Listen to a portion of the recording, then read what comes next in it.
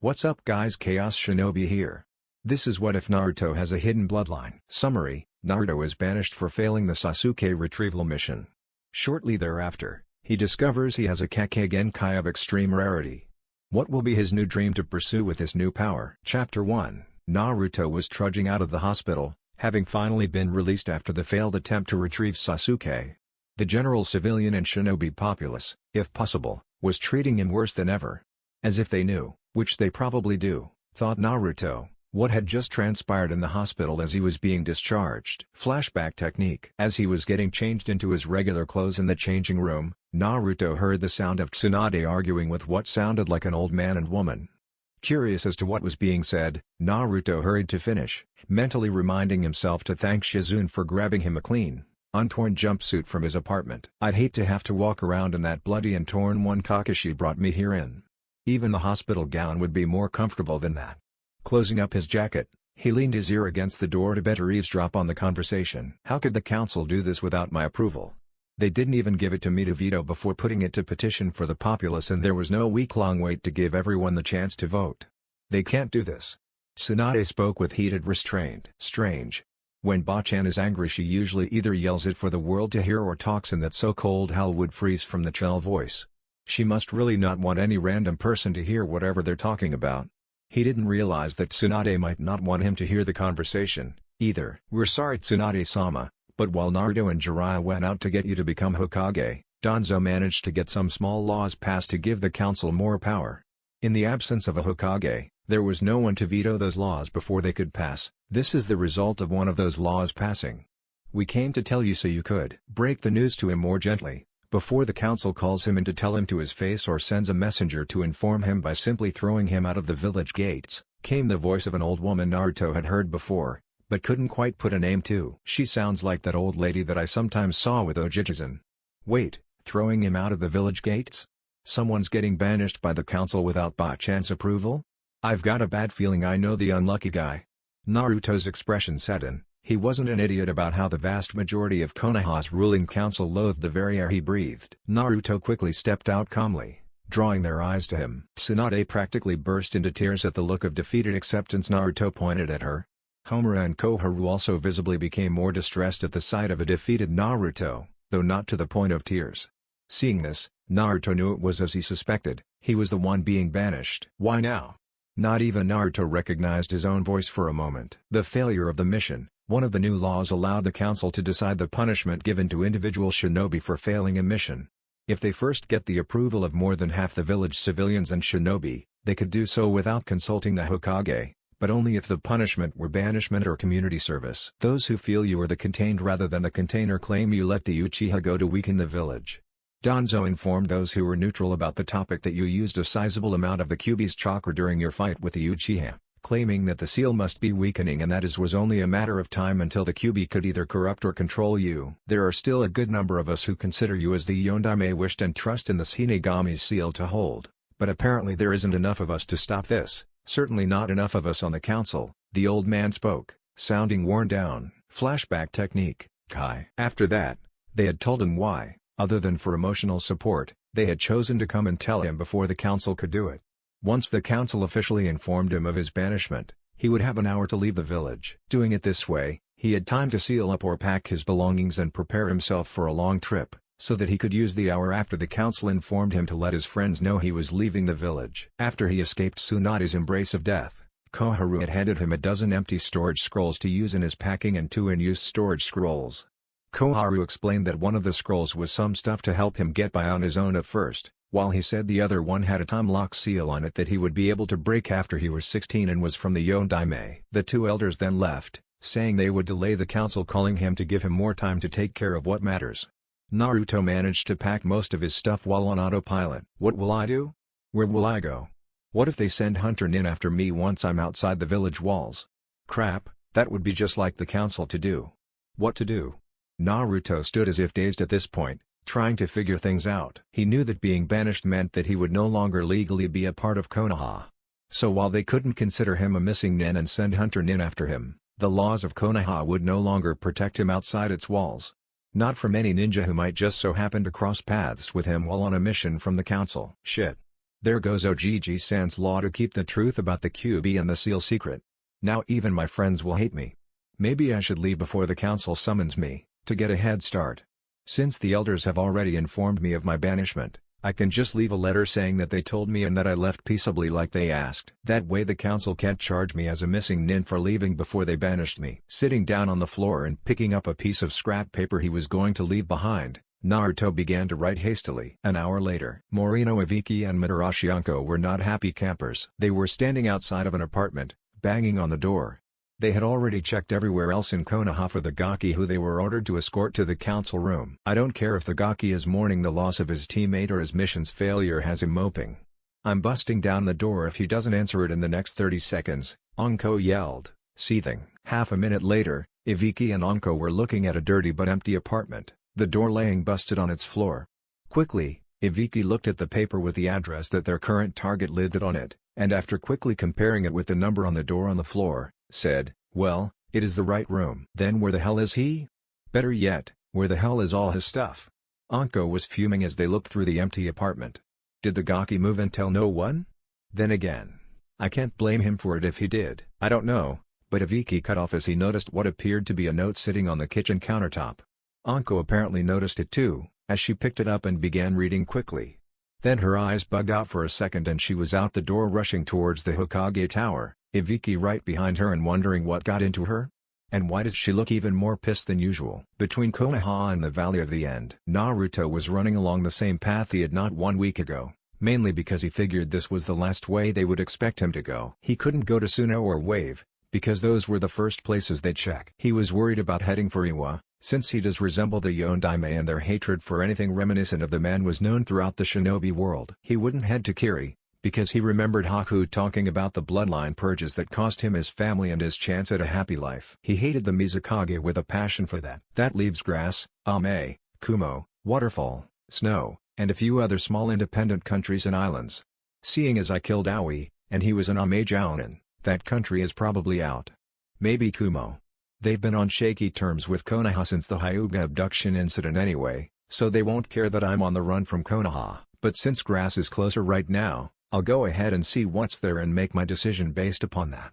If Ado is in grass instead of beyond it, I'll be better off elsewhere. With that thought Naruto jumped down into the large clearing ahead, gazing forward on the spires of bone that littered what was once a small, grass-covered flatland in the middle of a dense forest. Noticing a reddish upper torso with bones sticking out of its shoulders and back and a large bone spear on one arm, Naruto moved in for a look after he noticed that there was no breathing motion coming from the body. Kimimaro. I remember now what it felt like. To have no purpose. I'll search out a new purpose in this world, but I'll remember to not let someone like Orochimaru dictate or be my purpose. Even if you didn't mean to, you taught me that much. As Naruto gazed upwards into Kimimaro's lifeless eyes, he felt something strange in his mind and his chakra pool. At first, it felt like they were stretching outward, through his eyes and towards Kimimaro's corpse. Before he could seriously consider what was causing the feeling, there was a sudden pull and yank on his mind and chakra pool, followed by immense pain as it felt like they were both torn in two halves and one half of each blasted out of his body from his eyes, and towards Kimimaro's body. Back in Konoha, Tsunade had just sat back from finishing up her last stack of paperwork on her desk. Boom! The doors to the Hokage office burst open and Anko stormed in waving a small piece of paper with writing on it. Hokage-sama. What is the meaning of this? Slapping said paper onto the Hokage's desk, she glared at Tsunade. Ibiki chose that moment to finally make it to the office, panting at having chased Anko all the way there. Tsunade picked up the note and read it. Her hand's grip tightened, her eyes narrowed, and her eyebrows formed a crease between them. Looking up she saw Anko pacing furiously, grumbling about damn council bastards and the like, while Ibiki looked on with an eyebrow raised to show his curiosity. Mulling over her options, Tsunade decided to go for the direct, honest approach. Yes, the council banished Naruto. Ibiki looked shocked, while Anko looked ready to explode at her, Hokage or not. No, I couldn't stop it. At this she received a skeptical look from both people in her office. I thought the Hokage's approval was needed for any punishment of that severity, Ibiki said, closing the doors, then leaning against them with his arms crossed. Tsunade sighed and rubbed her forehead, feeling a headache coming on. Well, unfortunately for us, between Sensei's death and my appointing as God Daime, the council passed a few laws to give them more power in certain situations. Anko and Ibiki were silent, waiting for more information. Although Anko was much more tense now. Not that I could blame her, thought Tsunade. Next to Naruto, Anko is the second most unjustly hated shinobi among our ranks by the biased fools of the council. The new laws allow them to assign individual punishments for shinobi who fail their missions, and if they get the approval of more than half the village civilians and shinobi first, they can bypass any need for the Hokage, but only if the punishment is either community service or banishment. Anko had a sharp intake of breath at this, and Ibiki winced in silent sympathy for her. What I want you two to do is go out and continue looking for Naruto for another hour to buy him some more time. At the end of the hour, return here. The three of us will then proceed to the council chambers, where I will inform them that I told Naruto myself and he has already departed from the village. Tsunade had a smirk on her face when she said this. Ibiki and Anko almost felt sorry for the council members she would inform of her view on the matter. Ibiki and Anko left the Hokage's office quietly, both planning to ask about Naruto's whereabouts at their own favorite hangouts, the bar and the dango stand, respectively. Naruto's mindscape. Ugh. It's about time you awakened, kid. Maybe now we can figure out why the hell he is in here with you. At the sound of that voice, Naruto's eyes shot open. He'd only ever heard it once before, after Uro-sennin shoved him off that cliff, but he doubted anyone could forget this voice after hearing it once. Kyubi, what the hell were you doing that you pulled a full 2 tails of my chakra and pushed them out in a single second? I didn't even know you Ningen had jutsu that could use that much chakra in one go. What hit me? All I remember was Naruto-san. The presence of the third voice was so unexpected, Naruto almost pulled his neck from the speed he turned around to face its source. When he saw the speaker, his jaw practically left his face. Pointing a finger at the source of his shock, Naruto stammered out, why you? You're dead. How can you be here? Staring apathetically at him from a short distance, was Kimimaro. Sans curse seal. This is originally where I planned to end the chapter, but I decided to continue on from here. Kudos to anyone who has already guessed exactly what Kekkei Genkai I just gave Naruto. Those who haven't are about to find out.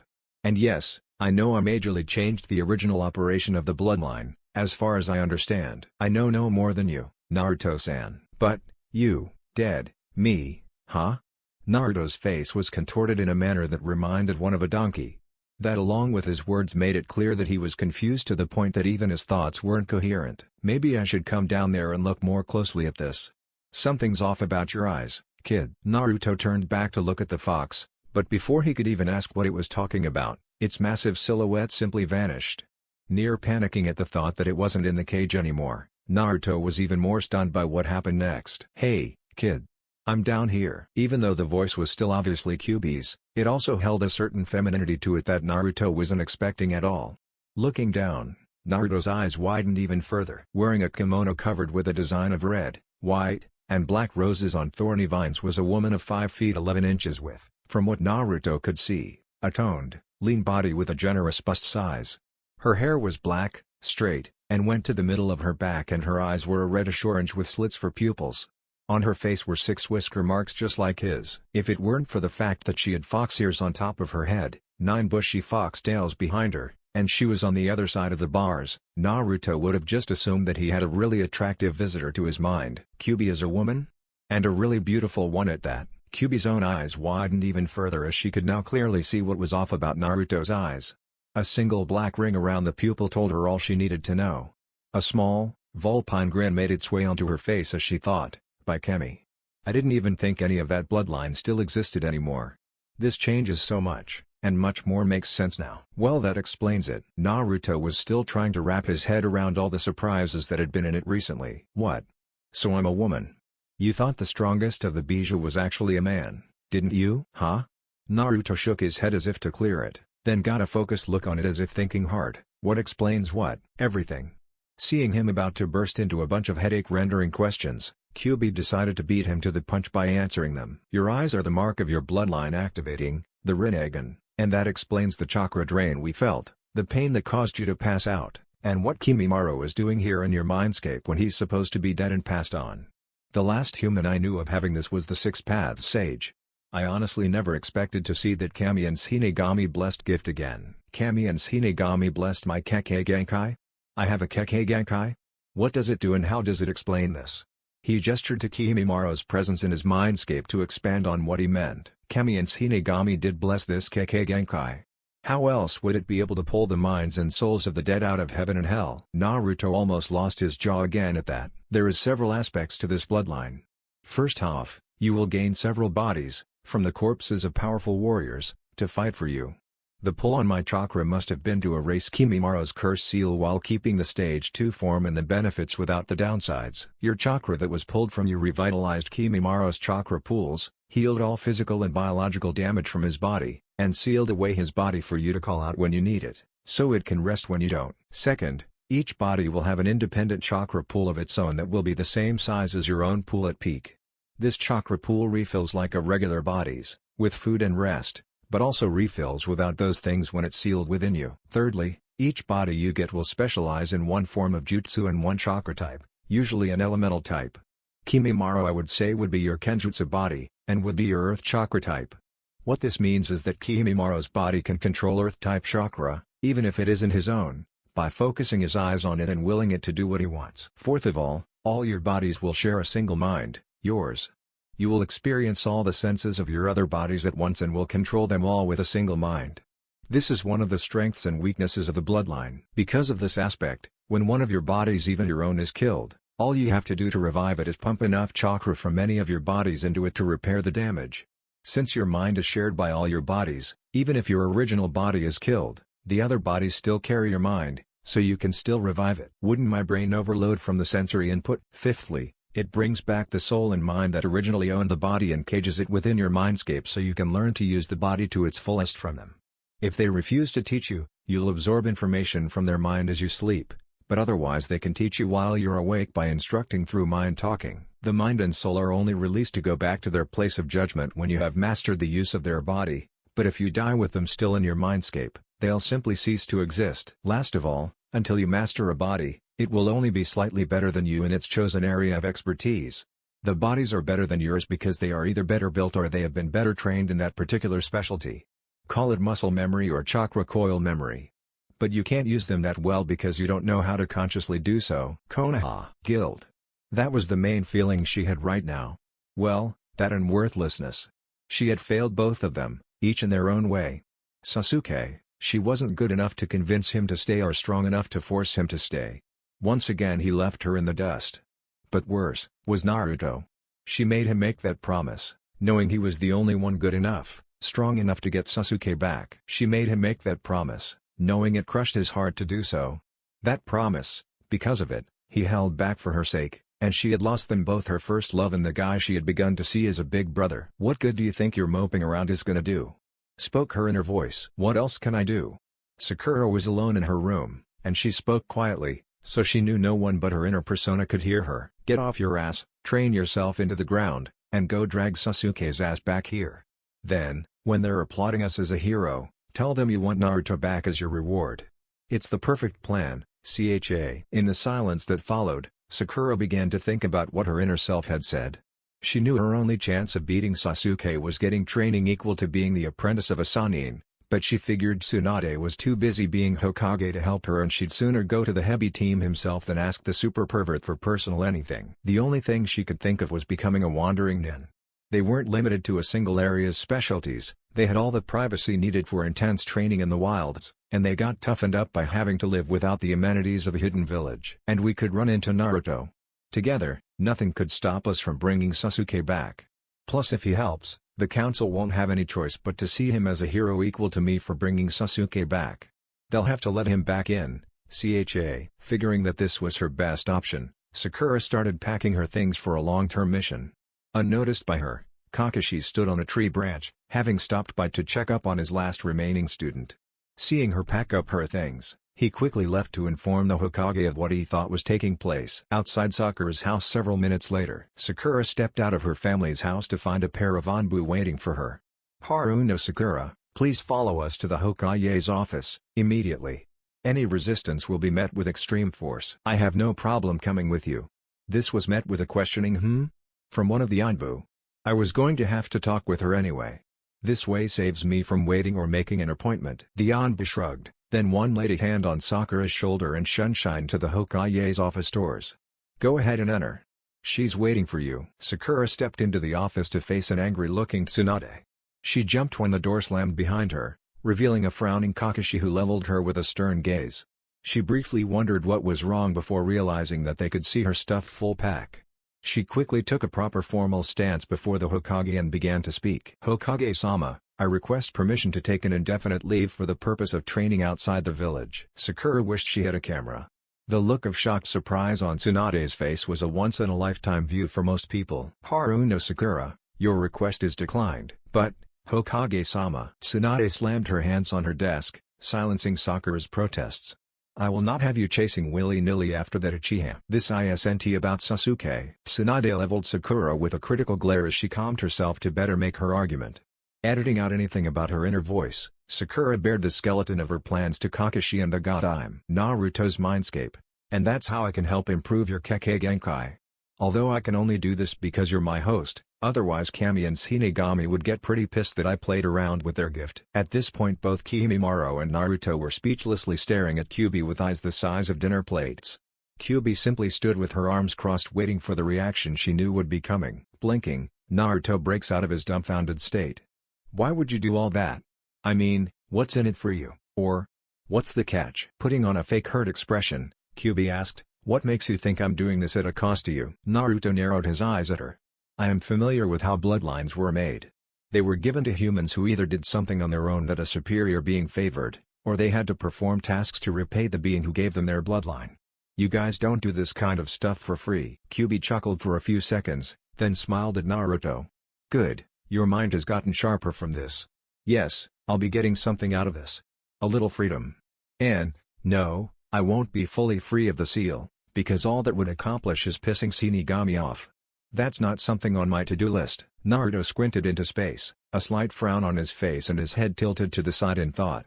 "Now that you mention it, my mind does feel like I'm thinking better." "Why is that? Did you do something?" "No, that's actually a facet of your bloodline, as well as a safeguard Kemi placed into it. Your brain is designed for extreme multitasking. I mean, you do have multiple bodies sending constant sensory input into your brain, while at the same time you have to send complex instructions to each individual one of those bodies on how to move its muscles and mold its chakra while at the same time interpreting what its senses are telling you in order to determine what that body should do next. Multiply that by however many bodies you have in addition to your own, and you can see why simply transplanting the eyes into another person won't work." "Oh. If my brain is so great, why I have so much trouble with focusing it in the academy?" "Because you tried focusing like a normal person focuses. Think of your mind as divided into segments. You consciously focused a segment on the lecture, but all the other segments kept doing their own things, distracting you because you weren't controlling them." "Oh. Then how is having a divided mind a good thing?" "Let me give you some examples from your moments of genius that have gotten you called the #1 most surprising ninja. During your first fight with Zabuza, when you came up with that plan to free Kakashi, a part of your mind was watching for you to get attacked, a part was watching for Tsunade to get attacked, a part was worrying about your teammates and sensei, a part was thinking about what you had on you, and another part was trying to figure out how to get Sasuke and Kakashi out of their situations. The last part, your conscious mind, put the input from all the separate parts together, allowing you to form that plan, saving both Sasuke and Kakashi. Heck, even your ability with Kage Bunshin has partly to do with this. Even with enough chakra, most ninja can only divide their minds so many times, further limiting the number they can create. Since your mind was made to be divided, however, you can make far more Kage Bunshins. Or even how you figured out the first and last stage of the Rasengan. The first stage, one part of your mind was trying to figure out how to pop the balloon while another part was watching the cat play with one, and the third part was listening to the first two to give you the idea for how to do it. And the final stage, after a week of focusing on nothing but completing the third stage of the Rasengan, you get in a life or death struggle against Orochimaru and Kabuto, where your mind is divided amongst your personal fight with Kabuto, Tsunade's and Shizune's welfare, watching out for any more hungry snake attacks, and figuring out how to hit Kabuto with the Rasengan when you need two hands to hold it steady, and suddenly you figure out how to perform a complete Rasengan? By this point, I was wondering what was up with the repeated odd timing of your flashes of genius, but since I assumed the Renagen was no more, I never would have guessed the true cause. That. When you put it that way, it actually all kinda makes perfect sense. I guess you were right, me having this gift does explain everything. I sense we have spoken more than enough. You should awaken now, or else you'll lose the head start you gave yourself over anyone the council sent after you. Yeah. How do I wake up from this? Like so. A sudden burst of red chakra flew out of the cage and blew Naruto out of his mindscape. An image of Naruto standing there, looking at Kimimaro, remained in Naruto's mindscape. If Kimimaro or Kyuubi wanted to communicate with Naruto to help train him, this piece of his mind was there to do it with. Back to the physical plane, Naruto opened his eyes slowly and pushed himself off the ground to look around. The only thing he found off about the clearing was the disappearance of Kimimaro's corpse. Seeing as several hours had passed, he judged from the position of the sun in the sky, Naruto quickly took off in the direction he was last headed, towards grass. I'll find out more about my bloodline and practice it some there. Better to get out of Hinokuni before I get caught by a patrol or one of the council's lackeys. Unknown to Naruto, 3 Konoha shinobi followed in his footsteps not 10 minutes after he left the clearing, Rice Country. Having made his way to being within sight of a small town in Rice Country, Naruto stopped and went into the woods by the side of the road. Finding a small clearing, Naruto sat in a meditation position, closed his eyes, and prepared to talk to his tenants. Time we got to work, kid. Alright. So how do I call out Kimimaro's body or use this bloodline? Just pour a little chakra into your eyes and repeat after me. Having sensed the use of chakra in the nearby forest, the 3 Konoha ninja went off the road to the city to investigate it. Right as they were within sight of the small clearing Naruto sat in, they heard him say something. First path of sacrifice. There was a large puff of smoke, which cleared to reveal a level 2 curse seal Kimimaro facing Naruto, his eyes a vibrant blue with one black ring in the iris. The kunoichi shrieked and the 2 shinobi gasped. A demon. Naruto's eyes snapped open and both his heads jerked towards the sound of those voices. Naruto and his other body, Kimimaro, were face to face with Jiraiya, Sakura, and Kakashi. Chapter 2. For a split second, no one moved. Unfortunately, shinobi don't stay still for very long. Sakura began trembling, staring at the face of the demon next to Naruto, her arms reflexively curling in front of her to protect herself as she took slow, trembling steps backwards. Kakashi reacted almost the opposite way, headband up and preparing to perform the Reikiri on the demon, threatening his former and current students, ready to give up his life if it was necessary to protect his precious people from a demon, like his sensei did. Jiraiya's reaction was probably the most mild of the three. As he looked between Naruto's eyes and the demon's eyes, rapidly dawning comprehension passed across his features, mixed with some surprise as well. Naruto found himself in the worst spot he could imagine. Because he had no time to train himself in controlling the second body, or receiving sensory input from it, he couldn't even distinguish between Kimimaro's POV and his own. So it seemed to him as though Kakashi's and Sakura's reactions were pointed at himself. Guess they already told my generation about the QB, if Sakura's reaction is anything to go by. And I thought Kakashi-sensei actually cared about me, but judging from the look on his face, it's like he's waited his whole life to get the opportunity to do this to me. Great. I wouldn't stand a chance of fighting Kakashi normally, and between this feeling of disorientation and my inexperience with fighting with my bloodline, I'll have even less than that. Looking over to Jiraiya, Naruto saw the only sight that held any hope of getting out of this situation alive. Fortunately, Jiraiya was aware of his companion's actions and reacted before things escalated to the point of no return. His right arm shot in front of Kakashi and blocked him from a straight-on assault. His left hand found its way to Sakura's right shoulder, giving a comforting squeeze. When both turned to look at him, he gave a grandfatherly smile, the kind the Sandaime used to be known for, the kind that made you feel like everything was going to be okay. Sakura's fears seemed to ebb away, and Kakashi's desperate aggressiveness calmed. Calm down, Kakashi, Sakura. Things aren't what they seem at first glance. A confused look crossed the two's faces at Jiraiya's statement, and as they turned back to face Naruto they took more defensive, less aggressive stances, waiting for Jiraiya's explanation of his strange statement. Instead of launching the explanation right away, he struck up a conversation with the still and silent Naruto. So, when did you activate the Renagen, Naruto? And how come you never told me? The other three looked stunned, two of them wondering what's the Renagen? And Naruto thinking he knows what the Renagen is by sight of it alone? It happened on the way here, so I couldn't really tell you before now. And how did you know what it was, anyway? Even she hadn't seen it in this world since the 6 Paths Sage. Naruto and his other body spoke back and forth, having trouble with distinguishing the separate vocal cords and mouth muscles. Sakura looked confused, but the other two grew alarmed at the implication of Naruto having conversations with the kitsune, and treating it like it was an everyday occurrence. Naruto, how long have you been in communication with her? Jiraiya asked, trying to be subtle about the QB with the presently unknowing audience. Who is this woman you're all talking about? How could she have seen the Six Paths Sage and still be alive right now? Sakura blurted out, hating being out of the loop and a little freaked by the way the demon and Naruto talked in turns between each other. Jiraiya and Kakashi stiffened at the thought of breaching that secret with Sakura, while both of Naruto's bodies started to chuckle. When all three looked at him odd, he explained, I would have thought the council revoked that law the first chance they got.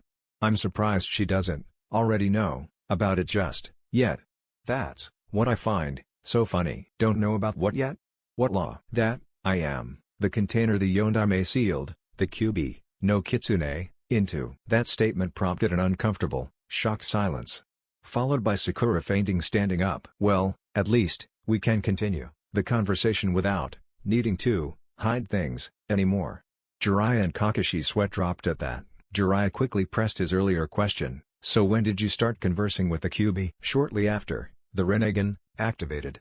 She seems nicer now that I have it. A puzzled look crossed Kimimura's face. Alright, not to change topics, but what does the Renagen have to do with the current situation? Kakashi asked, still confused about Naruto's other body. The demon body standing next to Naruto isn't a demon at all. The Renagen allows Naruto to take a powerful corpse and turn it into a new body for himself to control, among other abilities.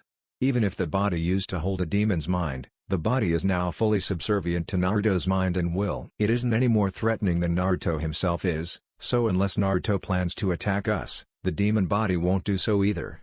How do you know even that much about the Renagen? You recognized it by sight, and you mentioned it had more abilities than those linked to the bodies? She didn't mention anything like that. At the time I started teaching the boy who would become the Yondaime, I had picked up 2 other students. They were orphans, a boy and a girl. The boy, Nagato, was a distant relative of your father's, and he had the Renagen.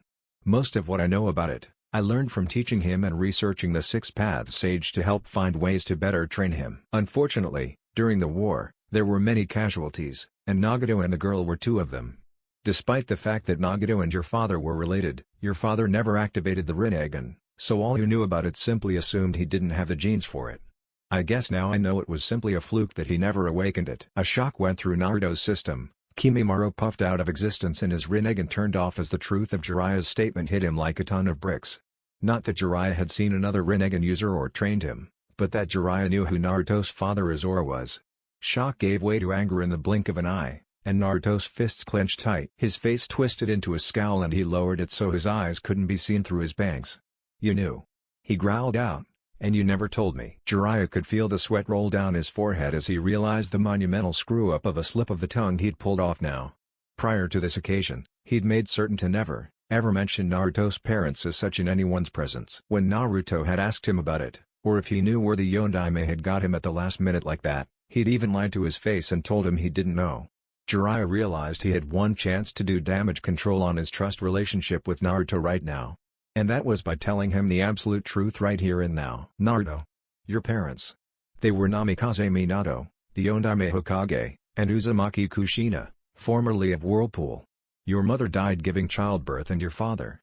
You know how he died. Naruto looked like he won the lotto only to have his puppy get run over.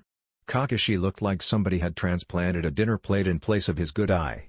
And Sakura, who had begun to come to right before Jiraiya made that statement, fainted again. This time falling down. The soft thump of Sakura hitting the ground brought all their attention to her, and Jiraiya quickly made a decision. We should carry out this conversation somewhere more private. Let's go to the nearby town and take residence up at the inn. Kakashi shouldered Sakura and headed back to the road, followed by Jiraiya a few seconds later.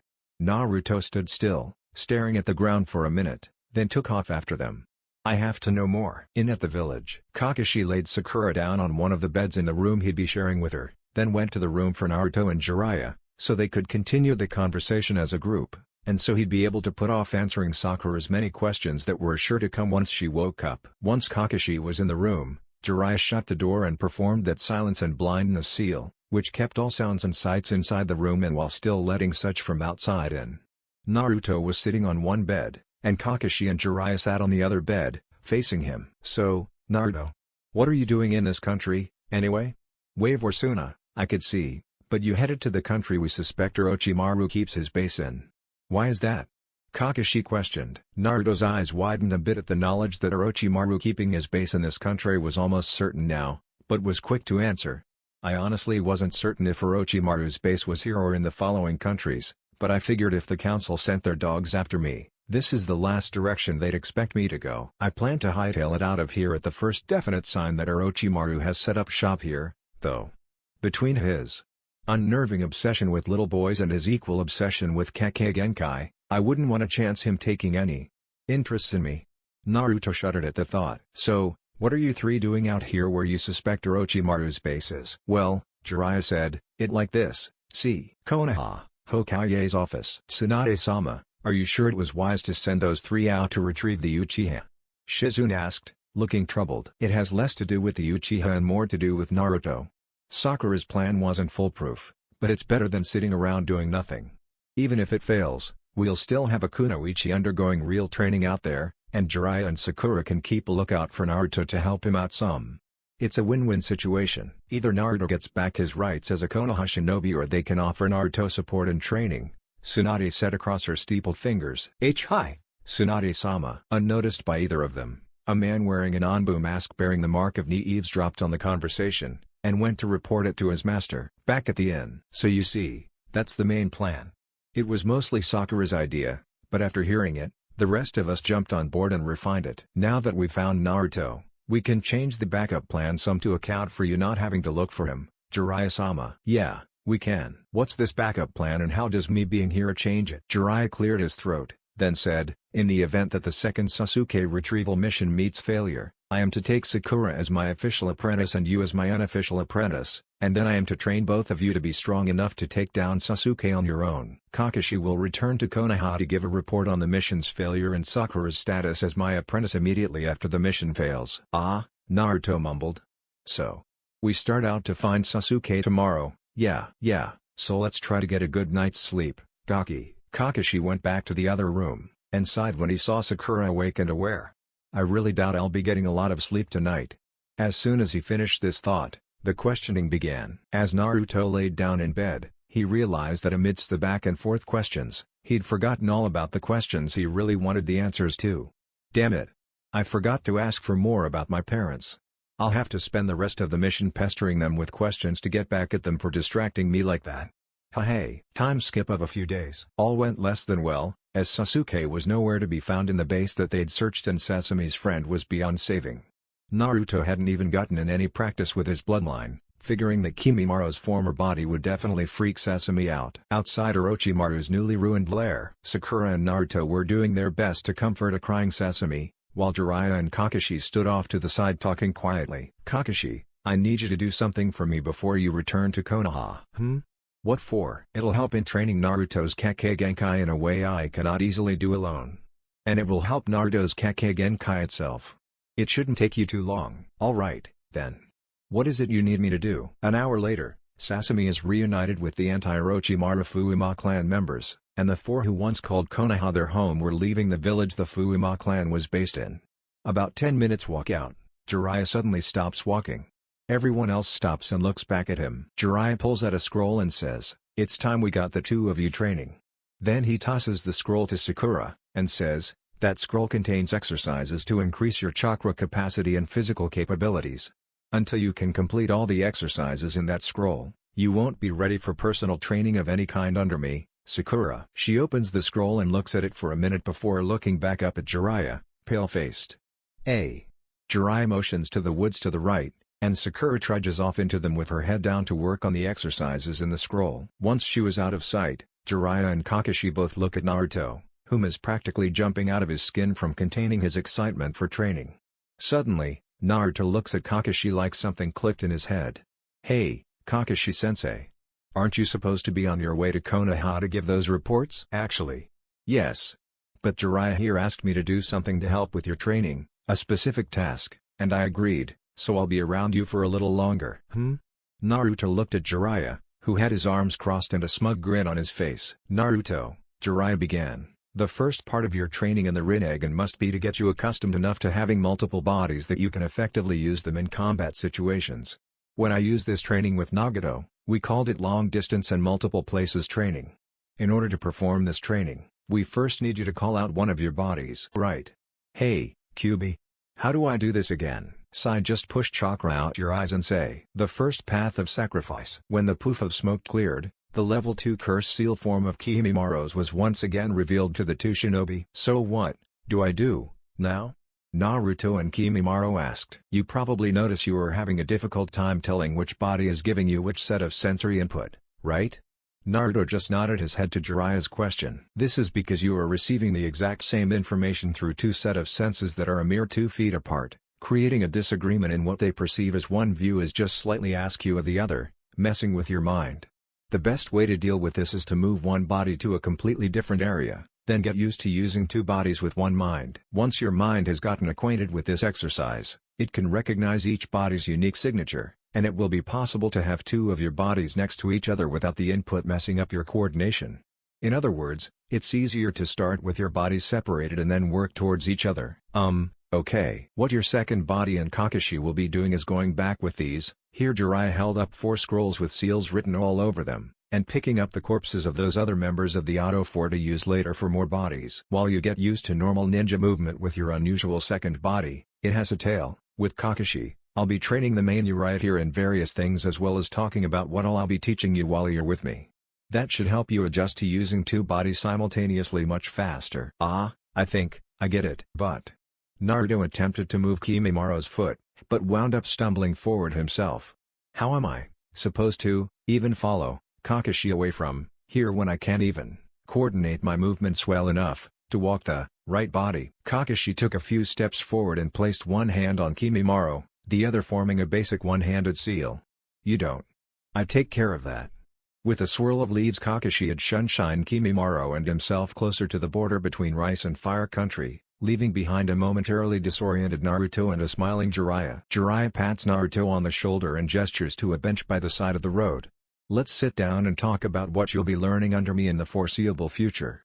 Naruto slowly made his way to the bench and sat down almost gingerly, looking at Jiraiya the whole while.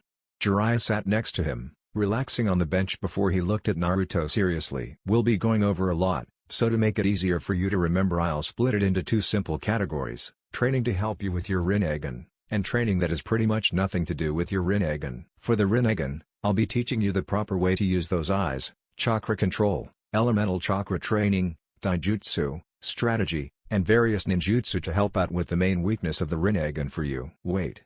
What weakness is that? Naruto was beginning to adjust to having two separate bodies now that they weren't in constant conflict with each other. While using the secondary body powers of the Renagen, it is dangerous for you to use the Kage Bunshin or any variation thereof. What?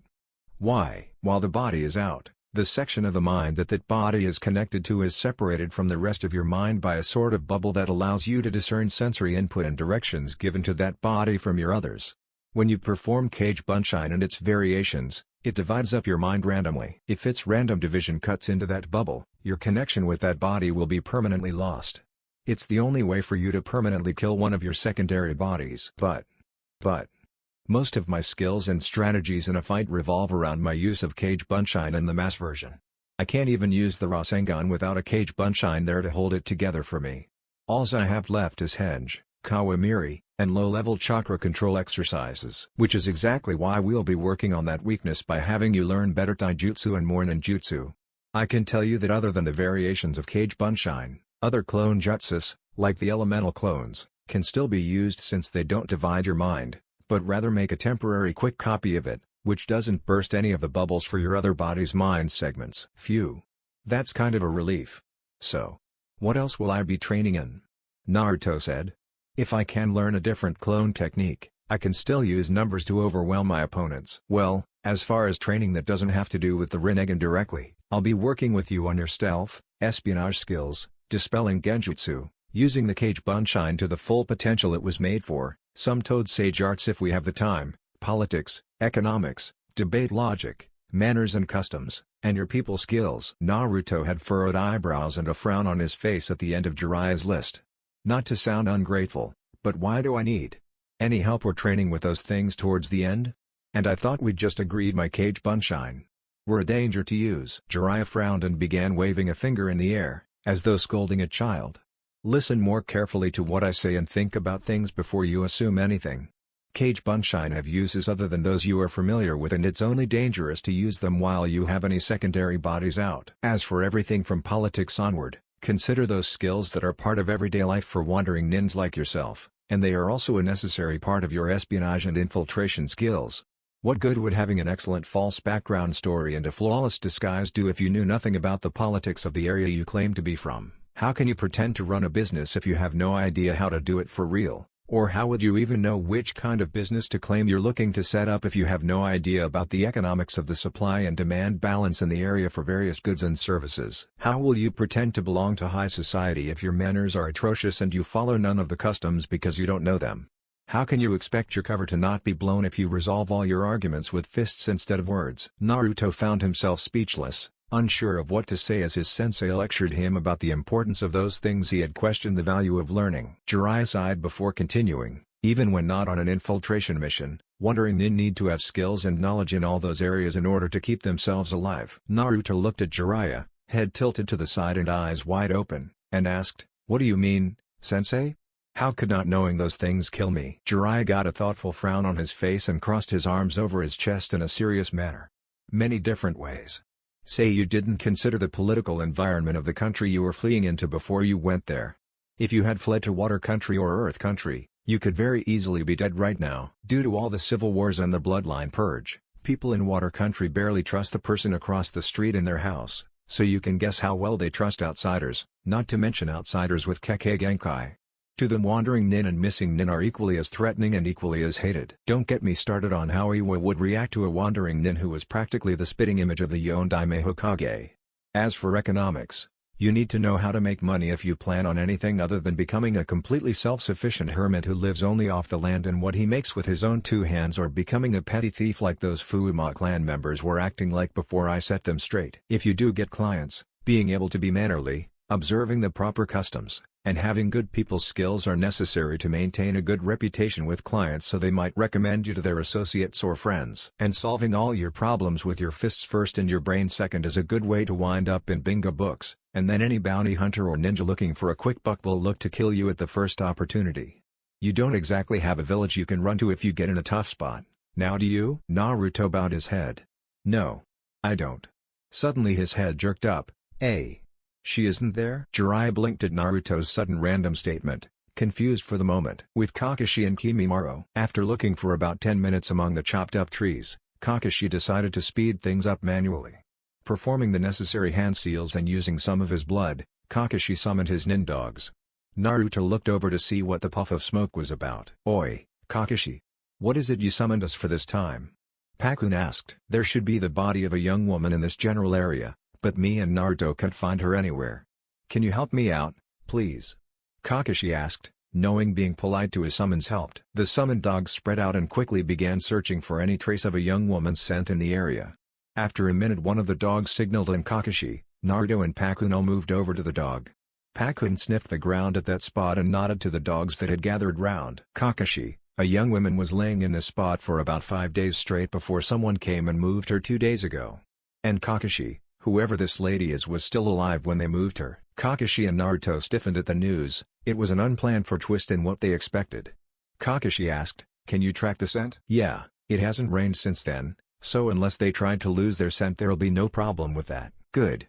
Everyone but Pakun will follow the scent and signal when you get within 100 yards of the target, but don't allow anyone to see you. Pakun will come with me and Naruto as he can hear the signal from farther away than either of us." Pakun hopped on Kakashi's shoulder and the rest of the dogs took off after the scent. As Naruto and Kakashi jumped off into the trees and headed towards the valley where Sakon's and Ukon's corpses were supposed to be, Pakun took notice of the strange lack of orange in the cloaked form traveling with them in plain sight, as Naruto had borrowed a cloak to hide his unusual features as well as some kunai and shuriken from Kakashi right after the sunshine. "So where's Naruto and who's Mr. Mysterious on our left here?" "Believe it or not, Pakun, that guy is Naruto." Kakashi could feel the disbelieving look Pakun directed at him. "It's part of a bloodline he activated a few days ago. Gives him secondary bodies that differ completely from the original." Pakun appeared to be thinking. With Jiraiya and Naruto. After Naruto had explained his little outburst, which prompted Jiraiya to have pleasant recollections of his late student doing similar things, Jiraiya had decided to have Naruto perform a multifunction exercise. Naruto would learn about politics. while performing squats. Sticking to the bottom of a branch and holding leaves in various places around his body with chakra. Yeah.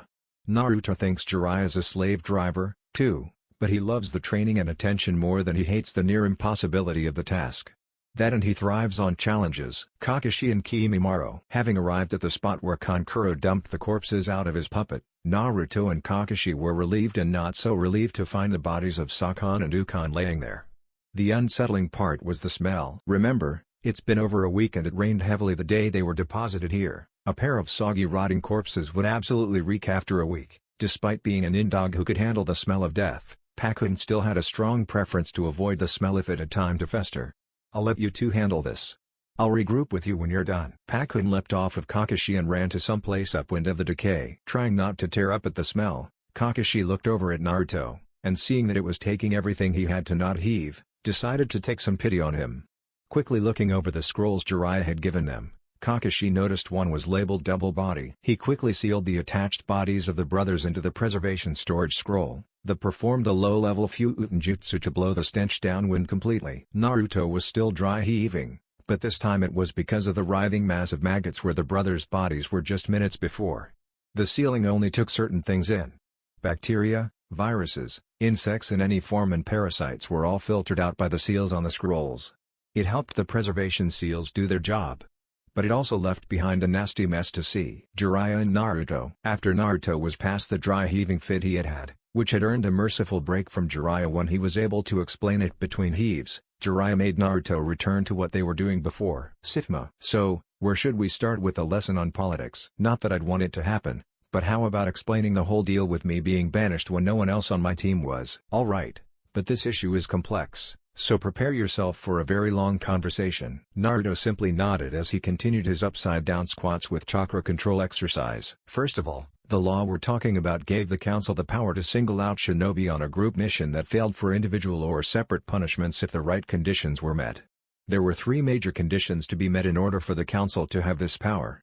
First, the shinobi must have been involved in a failed mission of C rank or greater. Second, the majority of the council, the majority of the shinobi population, and the majority of the civilian population must each agree, via three separate voting pools, that the council has the right to punish that specific shinobi in a specific way. Third, the punishment must either be banishment or public service without pay, basically being required to do so many hours of missions one rank lower than you're qualified for before you're allowed to go back to regular paid missions. You were involved in the failed Sasuke retrieval mission, which was higher than a C rank, and your punishment was banishment, so the first and third conditions were quite obviously met. I'm guessing you're wondering about the second condition, though. Naruto nodded his head, though he had a good idea of the cause. Okay. First, the council's vote. We both know exactly why and how much the majority of them hate you, Naruto, so I shouldn't have to explain how that voting pool got passed. Naruto sighed and nodded, figuring it was going to be more of the same for the other two as well. Second, the civilians' vote. When people are faced with a horrible and or personally traumatizing tragedy, it is human nature to have a need for someone or something to vent the pain, fear, and anger on. When the rightful person or thing to blame isn't within their power to vent upon, they find what they recognize as the next best thing, usually called a scapegoat. All the civilians who lived in Konoha before, during, and after the Kyuubi's attack would have needed such a scapegoat, and you were the most convenient. So it shouldn't be hard to figure out why the majority of the civilians voted to have you banished. Naruto's squats had begun to slow down, not from exhaustion but from a growing pain in his soul. The matter-of-fact way his sensei spoke about this was like he was saying it was fated to be like this, and Naruto was starting to believe it himself. Third, the shinobi vote. This was where things got iffy and people had to be convinced to make it go through. Shinobi, at least the good ones, are trained to separate their emotional and logical responses to a situation and choose the logical one in such occasions as this vote. So the majority of them wouldn't have allowed their pain or anger to cloud their judgment to vote to banish a perfectly good shinobi. Which was why Danzo had to step in before the vote and inform them of certain facts. Danzo took the mission reports for the Sasuke retrieval mission and convinced those logical shinobi that the seal must be weakening if that much of Kyuubi's chakra was leaking out into you. Even though they still didn't see you as Kyuubi incarnate, with Danzo giving them his version of the facts, they would be forced to see you as a primed explosive tag that would release the Kyuubi on those around you when you went off. What's the most logical thing to do with an explosive tag that cannot be destroyed or disarmed that is in your home, near your precious people? Get it as far away as possible, Naruto said. I don't know whether to feel sad that they saw me that way, or happy that they didn't throw me out because of blind hatred. Naruto's head suddenly snapped up, and he lost a few leaves in a moment of surprising realization. Wait a second. How the hell did Danzo get his hands on the mission report when only the Hokage is supposed to have access to those? And how did he know about me using the Kyuubi's chakra? I didn't have a chance to give my official report before the council handed down my sentence, and no other than Sasuke was there when I used it. I really doubt Sasuke decided to mail Konoha a letter telling them I used the red chakra. Jiraiya sighed. Remember that you were accused of letting Sasuke go intentionally, which would be insubordination by willing sabotage of the primary objective of the mission. In order to determine the accuracy of the charge, the council would receive access to three things in relation to it: hard evidence, of which there was none, an eyewitness, and given that the only two were either a missing nin or the accused, they chose to not bother hearing it, and the mission reports regarding the mission. Logically, since Danzo was on the council, and the council had access to the mission reports, Danzo had access to the mission reports. Also, while it is true that no Konoha oil shinobi saw you using the Kyuubi's chakra, Kakashi did sense it as he approached the Valley of the End, and he would have included this fact in his unbiased report. Naruto didn't know how to take this information. He had been banished most likely because of something Kakashi-sensei had written in his part of the mission report. He understood why his sensei had done it, and he knew Kakashi never would have expected it to have these consequences for his student, but it still hurt some inside. So, why just me? Was it just the Kyuubi? Or, while it is true that you were singled out by the council because of the Kyuubi, there are two reasons they could give those who accuse them of bigotry. First, assuming that the council actually votes them as being at fault for the failed mission, the odds that the civilian and shinobi populace would decide the same are extremely slim. Everyone else on that team was an heir or prodigy of an important clan in Konoha, so they all had social status with the civilians and strategic importance to the shinobi, without the drawbacks of the Kyuubi factor. Second, when a mission has multiple parts to it, and everyone except one person succeeds at doing their part of the mission, any mission failure will be blamed on the one who failed their part. Throughout the retrieval mission, your teammates' parts in the mission gradually became keep this sound 4/5 member from interfering in the primary mission. If you look at it that way, everyone but you succeeded in their part of the mission, even if Shikamaru, Kiba, and Lee had help from the Suna siblings to do so. The only one who failed his part of the mission, technically, was you. So the failure of the mission could easily be pinned on you. Sifma, Kakashi and Kimimaro. Having just sealed the huge guy from the crater Choji made, Jirobo, and having sealed the six-armed guy already, Kitamura, Naruto and Kakashi were ready to backtrack to Toya's former location to wait for the dogs to signal they'd locate her when Pakun's ears perked up a bit. Without seeing it, Kakashi still knew it happened. Which direction and how far are they signaling from, Pakun? After a moment, Pakun pointed about 40 degrees to the left of their current heading and said, about 2 kilometers in that direction. Kakashi and Naruto took off that way at a fast pace. 5 minutes later, as Kakashi and Naruto drop into the spot where the summoned dogs are waiting for them, a hail of kunai come out of seemingly nowhere and dispel the summoned dogs on the ground. Pakun, you're not a fighter, so get out of here. I'll resummon you sometime after this is over. As the cloud of dispelled summons dissipated, 3 Konoha Anbu with the mark of knee on their masks became visible. Stranger-san, it would be in your best interest to leave here now. Our business is with Kakashi-san, the one on the left spoke. I apologize, but I can't abandon my escort any more than he can abandon me, Naruto said. Then I apologize that you had to become a victim of circumstance. Kakashi-san, under orders of Danzo we are to eliminate yourself, Haruno Sakura, and Uzumaki Naruto at the first opportunity upon which any or all of you are separated from Jiraiya-san. For becoming a security threat to Konoha and aiding in the empowerment of said threat is the reason for your sentence. The 3 Rudanbu charge at Kakashi and Naruto, one straight on and one flanking each side. Crap. I'm nowhere near ready for combat with this body yet. Did you forget we're here to offer some help? The voice of Kimimaro sounded out in Naruto's head. Naruto and Jiraiya. Uro-senin, I have to take a time out on training here. Kakashi and I just got attacked by Root, and I kinda need my full attention available for this fight to help Kakashi. Alright. Sit at the base of the tree and meditate. I'll go see how Sakura's coming along with her conditioning. Kakashi and Kimimaro, practically snapping the downside of his headband up and flying through the hand seals faster than Naruto could blink while charging towards the Anbu who was going straight down the middle at them. Kakashi activated his Chidori and plowed it through the Root Anbu's head in the same instant. All 3 living spectators to the event give pause as they are stunned by the suddenness of it, giving Kakashi the second needed to yank his arm out of the corpse's head and jump back close to his starting position. Kakashi, I didn't know you could form a Chidori that fast. Normally I can. I had to use twice as much chakra as a normal Chidori to pull that off, but it was worth it. Kakashi-san is correct, Naruto-san. Instead of 1-3-on-2 fight, you now have 2 1-to-1 fights. Turning back to the Anbu that was charging his side, Naruto catches the tail end of the hand seals the Anbu was forming while Naruto was distracted. Crap. Doton, Doryudango no Jutsu. The Anbu called out. Naruto. Focus your eyes on the brownish energy forming in front of him. You feel that pressure in your mind? Yeah. When that thing comes up, push against the pressure in your head with all your might. As a dragon began to form out of the ground in front of the Anbu, Naruto started pushing as hard as he could. Seeing nothing happening as the dragon reared its head back to hurl the boulders bulging in its neck at him, Naruto pushed with everything he had. At the last second, the dragon jerked around and fired 2 boulders at the Anbu that was behind it. Being so surprised at the reversal of his own ninjutsu, he had no way to dodge either boulder, only to guard out of reflex. There was a slight crunching noise and a small grunt, but the Anbu stood mostly unshaken. What the heck? I just burned off like half my chakra to do that, and he shrugs it off. Not all is as it appears, Naruto-san.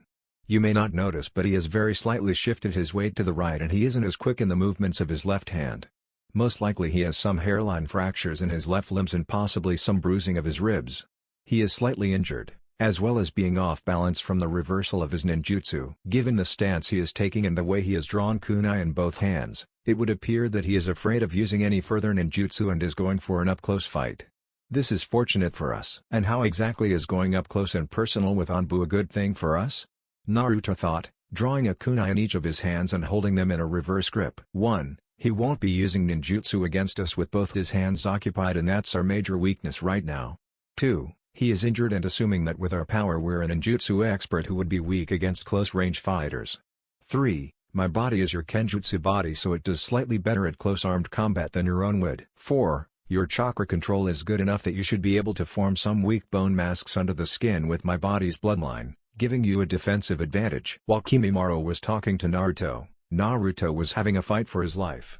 He barely dodged several critical strikes, and he knew if it weren't for this guy's injuries and his kenjutsu body being the one fighting, he would already be dead. Care to inform me on how to pull off this bone mask thing? Push chakra inside the bones the mask will form from, then pull the chakra out in the shape and place the bone mask will take. The denser and better controlled the chakra, the denser the bone mask and the faster it will form. Thanks. Deciding to try it out, Naruto formed a bone mask in the spaces between his ribs. Unfortunately, this reduced the flexibility of his torso and required a bit of his focus getting taken off the fight. Fortunately for Naruto, the Anbu was taking this opportunity to take a shot at Naruto's heart, and the kunai in his right hand partially penetrated the bone mask before getting stuck on it. Seeing the opportunity, Naruto stabbed the Anbu's right bicep out of reflex, disabling that limb completely. With one of his opponent's arms useless and the other injured by the reversed ninjutsu earlier, Naruto found himself with a bit more breathing room than he had before. Yet he still berated himself. Damn it. All I've done so far was get lucky. I'm really going to have to train like nobody's business when this is through if I ever want to have a chance against Akatsuki. Naruto was quick to press his advantage, pressing with all his strength and speed in his attack on his enemy now that he didn't have to worry about counterattacks from the other hand. The Anbu meanwhile was struggling to hold his own. The hairline fracture he had from the boulder crashing into his arm earlier was beginning to spread and get worse from absorbing the impact of the blows he was blocking. The only thing keeping the fracture together at this point was the 1,000 miniature chakra strings he had silently formed in his arm to reinforce the bones and hold them in place together, just like he had done with his leg. But he was starting to tire from both physical and chakra exhaustion. Everything added up in their fight fairly quickly, and one slice that the Anbu failed to both block and dodge later, Naruto had a fair amount of blood on his arm with splatter on his face, and the Anbu lay on the ground bleeding out through his jugular and choking on his own blood. Naruto stood stunned as blood dripped from his arm and kunai, the sound of Kakashi and his opponent clashing echoing in the clearing behind him. Hearing Kakashi grunt in exertion, Naruto turned around and saw him pressing kunai to kunai with his opponent, the two trying to overpower each other. The two saw a blur moving in from the corner of their visions and, neither letting up on the pressure, they both turned their heads to see a half-dozen shuriken coming in on the root Anbu. The instant Kakashi felt his opponent let up on the pressure, he dropped his kunai and grabbed the Anbu by the wrists. Using his Sharingan to predict the Anbu's movements, he held his ground for the second it took the shuriken to hit their target. With the root Anbu disabled by his injuries, Kakashi released his wrists, disarmed him of his kunai, and plunged it into the Anbu's heart in a single smooth motion. Panting, Kakashi quickly pulled his headband back over his Sharingan and sat down. The 3 root operatives sent to kill him and both his former students were dead, so he felt pretty safe for the moment despite the nagging voice in the back of his head that he was forgetting something important. Looking over to his bloody former student, he recognized the look on his face. "What's wrong, Naruto? I know that wasn't exactly your first kill." Naruto looked up at Kakashi, trying to find the words to express his emotions at the moment. Aye. It wasn't the same as the other times. The Amejounen and that tyrant in Snow Country. When I hit them with the Rasengan they flew away and died out of sight, without any mess like this. This time. He was laying there, his blood on me, struggling to live. I saw him get weaker and weaker until he just stopped. Kakashi bowed his head at that. Yeah. There's always a difference between knowing you killed someone and actually seeing the life leave him. But remember, if you didn't kill him, he would have killed that body, helped his partner kill me, and then he would have regrouped and gone after you and Sakura. Which do you prefer, getting bloody and knowing Sakura's safer for it, or staying clean and always worrying for her safety? Naruto sat next to Kakashi, facing the opposite way to watch for trouble while they recuperated from the fight. They could wait to continue tracking down Toya until they were in better condition. Besides, they'd have a hard time finding her without Kakashi's summons and he needed to recover enough chakra to summon them and still be able to put up a decent fight if they ran into more trouble. Unseen by the two in the clearing, the last Rudanbu of the 4-man squad left the area to report to Danzo about this strange man with unusual powers that was helping the little group they were sent to exterminate. He felt no guilt for sending his squad to its death to test out the unknown male, because like they say, in the shinobi world, information can mean more than many lives. Naruto and Jiraiya. Naruto was telling Jiraiya all the details of what had happened before, during, and after the fight while Jiraiya was writing it in a report he'd sent by summon to Tsunade so she knew what was going on behind her back. Chapter 3. 2 days prior. Toya didn't know whether to bless her stars or curse the heavens, though given her preference for the latter she'd probably be doing it either way. She'd survived the Wind Mistress's attack in the aftermath, but one of the logs had pinned and crushed her legs. In such dire straits, she knew using chakra would do her no good. Even if she summoned, her minions would be no help as she couldn't control them without her flute. They'd just stand there and stare at her as she cursed at them for being so useless. Anything that came close enough for her to grab, she would grab it, kill it, and eat it raw. She'd always said she'd never eat bugs like they taught you to in survival courses, but she wasn't above that anymore. She was about to let another string of curses out to the heavens when a pair of shadows fell over her, and she looked behind her to see them. Present time, and how's our little redhead doing today? The 30-something lady of the house Toya was staying in asked. Fine, Mrs. Lart. It took a concentrated effort on Toya's part to not swear up a storm these past 2 days, but this couple had taken her in and nursed her somewhat back to health, though there was little they could do for her legs. No use getting your hopes up for walking, girl. Orochimaru will recover from his body switch within the next week, and then he'll realize he can still sense your seal. Then he sends his special forces out and it's bye-bye Toya. Me and my husband are going out to get some things from a nearby town, but our son will be staying here to take care of you until we get back.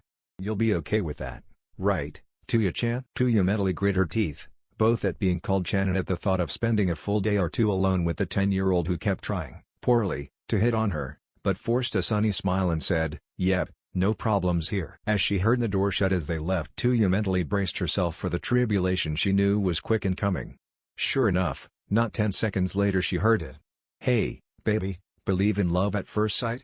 If not, I can always walk by a second time. I wonder how I can strangle him and make it look like an accidental death without the use of my legs. With Kakashi and Kimimaro. As Toya was contemplating the murder, and possible castration, of the young man, Kakashi was gathering his chakra for another summoning. Fortunately for the two of them, they had found out that Kimimaro kept a small number of soldier pills on his person at all times, and apparently they had stuck with his body all this time. Using these had sped up the replenishing of both Kakashi's and Naruto's chakra pools, and now they were ready to begin the search for the redhead's location again. With a poof of smoke, Pakun and the rest of the dog summons appeared again, ready to pick up where they left off. Pakun hopped up onto Kakashi's shoulder, and the three set off after the Nindog summons. Less than 100 feet from their starting point, however, the dogs had dived into the bushes, Kakashi grabbing Naruto and following right after. Above their heads in the trees, a man and a woman in black cloaks with blue clouds stopped. Why are we going to the checkpoint to meet up with Sasori-sama, anyway? We haven't gotten the information to give to him yet. The man sounded almost whiny as he questioned his companion to let him know that she'll be ready for interrogation soon. Sasori-sama wants that information on Orochimaru's forces and plans badly, so he'll be coming to extract the information from her himself. Our job is to make certain she's healthy enough to last long enough under his methods to give him some useful information, and to tell him when she'll be ready for the interrogation. Now hurry it up, or do you want me to explain that you're the reason he was kept waiting? With those words the two were off and running once more, leaving Kakashi and Naruto to their thoughts. Sasori? Wasn't he a part of that group Jiraiya-sama warned me was after Naruto, and those cloaks? Those two were definitely agents of the Akatsuki. Naruto, Kakashi whispered, drawing Naruto's attention to him. We have to get going. Those two work for the same organization as Itachi and Kisame. Naruto's eyes went wide. We can't let them know of your current whereabouts. I'm afraid we'll have to drop the search for this girl. Can we save her soul? After a moment of thought, Naruto shook his head no. Kakashi-sensei, first off, how will they recognize me? This isn't my original body and looks nothing like me. Second, anything that helps our enemy, hurts us. We can't let those people get whatever information it is they want from this girl. I say we go in there, tell her what's going on if she doesn't already know, and offer to rescue her. If she accepts, we grab her and hightail it out of here before those two get back. If she refuses, well, we can at least make her death quick and painless, rather than let them torture her to death. Either way we save her from torture, they don't get the information, and Sasori will probably be pissed at those two for failing to deliver what they told him they had when he arrives later on expecting it. Kakashi sighed. He didn't like it, but he had to agree with Naruto's logic. Alright, but I want you to inform Jiraiya of this little kink in our plans. We'd better hurry. I want as much distance between us and those two as possible with Jiraiya and Naruto. And that's how Kage Bunshin no Jutsu will help with mastering your bloodline's traits. Heiro Senin. There's something Kakashi-sensei wants me to tell you. Naruto interrupts Jiraiya. Konoha, Secret Root Forces Base. The Rudon belay dead, his report on Danzo's stable as he pondered what to do about this unknown figure throwing a kunai into the gears of his plans. To recruit, to kill, or to extort into doing my work. No matter which I choose, I need more information on this unexpected variable tossed into my plans. Clearing his throat, Danzo said, prepare a squad for a long-term, unsupported, high-priority information gathering mission. They have 48 hours before they'll be briefed, maximum. And get someone to dispose of the remains of this failure. With a silent nod of his head, the Rudonbu in the corner disappeared from the room to complete his master's orders. Between Jiraiya's location and Konoha, Gamakachi was booking it, trying to get to Konoha as fast as possible. The scroll Jiraiya had given to him tucked into his mouth and wrapped in his tongue. He had been given special instructions to stay out of sight of any and all Konoha shinobi above Jinan rank with the exception of the Hokage herself and Shizune, until he had delivered the scroll to her. Small village on the fire/rice border. As the two of them approached the village, Kakashi began to wonder about the location. This village was abandoned over 10 years ago. With no ground traffic, they probably littered the ground with traps, so it'll be best to stick to the roofs. Naruto, guys, we're taking to the roofs in the village, and everyone be on the lookout for traps. I don't want any leftover guards knowing we're here until it's too late for them to stop us. Naruto nodded, and most of the nindogs made an affirmative sound or gesture. We're close now, Kakashi. 100 feet forward and 20 feet to the right, second-story room. That's where she's at. Pakun spoke up. Alright. Naruto, I'll go in. If I need a hand, I'll flare my chakra and Pakun here will tell you about it. You'll be the element of surprise if it comes down to that, okay? Naruto nodded, though with a frown this time. Inside the house. For the last time, you're just not my type, okay, kid? Kakashi looked up at the ceiling, wondering what the heck was going on upstairs to produce that statement. A young voice answered her statement, come on Toya-chan, you just know we'd be perfect together. Kakashi swore at the bottom of the stairs that he could hear this Toya's teeth grinding together. I really hope they aren't both guards. I don't think 100 of me and Naruto would be enough to deal with a woman pissed off at the guy who can't take a hint. Standing outside the room the grinding noise was coming from, Kakashi raised his headband from over his left eye to prepare for the fight he expected on the other side of the door. Bracing himself for any counterattacks, Kakashi kicked the door down and looked inside. He immediately released the genjutsu inside the room that his Sharingan perceived with a hand seal and a flare of chakra, unknowingly breaking it for Toya, too. The image around the kid hitting on Toya wavered before falling to reveal the stout man underneath it. At 4 feet 5 inches, it was obvious to Kakashi the man had no care for his personal appearance as all his hair, on his face and head, was wild and unkempt. His teeth were yellowed just a bit, though all of them were there and perfectly straight. His nose was bulbous, his eyes were large, with the iris a dark brown bordering on black, and his hair was an olive green color. Kakashi was just thankful for his own eyes that the man had better fashion sense than Naruto or Guy, wearing a tan leather jacket and pants with a fishnet shirt and snakeskin boots with pointed toes. If someone as ugly as this guy was wearing a bright orange jumpsuit or any color of spandex, I think I'd gouge out my Sharingan for forever copying the image to my memory. Seeing the other person in the room was a red-headed girl that was stuck in a bed, Kakashi guessed she was the one they were there to extract.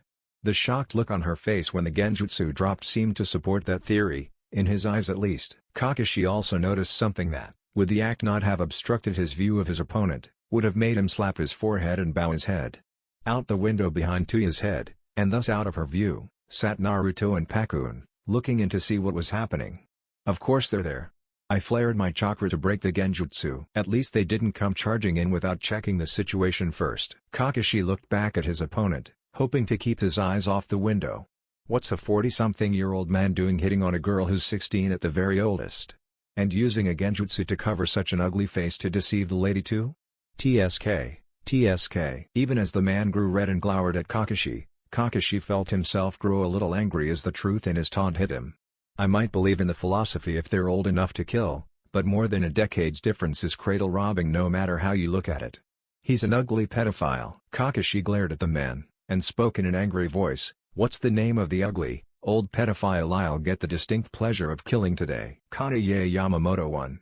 The stout man performed a single hand sign before saying, "Kaibutsu Katachi no Jutsu, Katachi Sho." 2. There was a flash of light around Kanaye, and a boom like thunder when a large cloud of chakra smoke hid him from view. Kakashi barely dodged to the side as a huge arm thing tore past him and destroyed the walls around the doorway and opposite the door. The arm slid back into the cloud of chakra smoke, similar to the way Shukaku's arm slid back inside the sand egg during the third part of the Chunin exams, and Kakashi stood ready to dodge again as he kept his eyes on the cloud of chakra smoke. When the smoke dissipated, Kakashi wished it would come back, as the form before him truly was monstrous. The 4 feet 5 inches man had become a 7 feet 11 inches something. Its legs reminded Kakashi of an elephant, short but stout and round, and its arms were just like a gorilla's. If the gorilla was 8 feet tall and had 3 malformed claws on each hand instead of fingers. Its torso was wider than 2.5 times Kakashi's shoulder-to-shoulder width and was very well muscled, even having a 16-pack. The top of its large skull was flat, with the back broad and the front coming almost to a point, like a triangle pointing to what it was facing. Underneath the top of its skull, Kakashi couldn't tell if it had a face or not, since from the bottom of the front of the skull down and around to the back of the head was covered in hundreds of thin tendrils.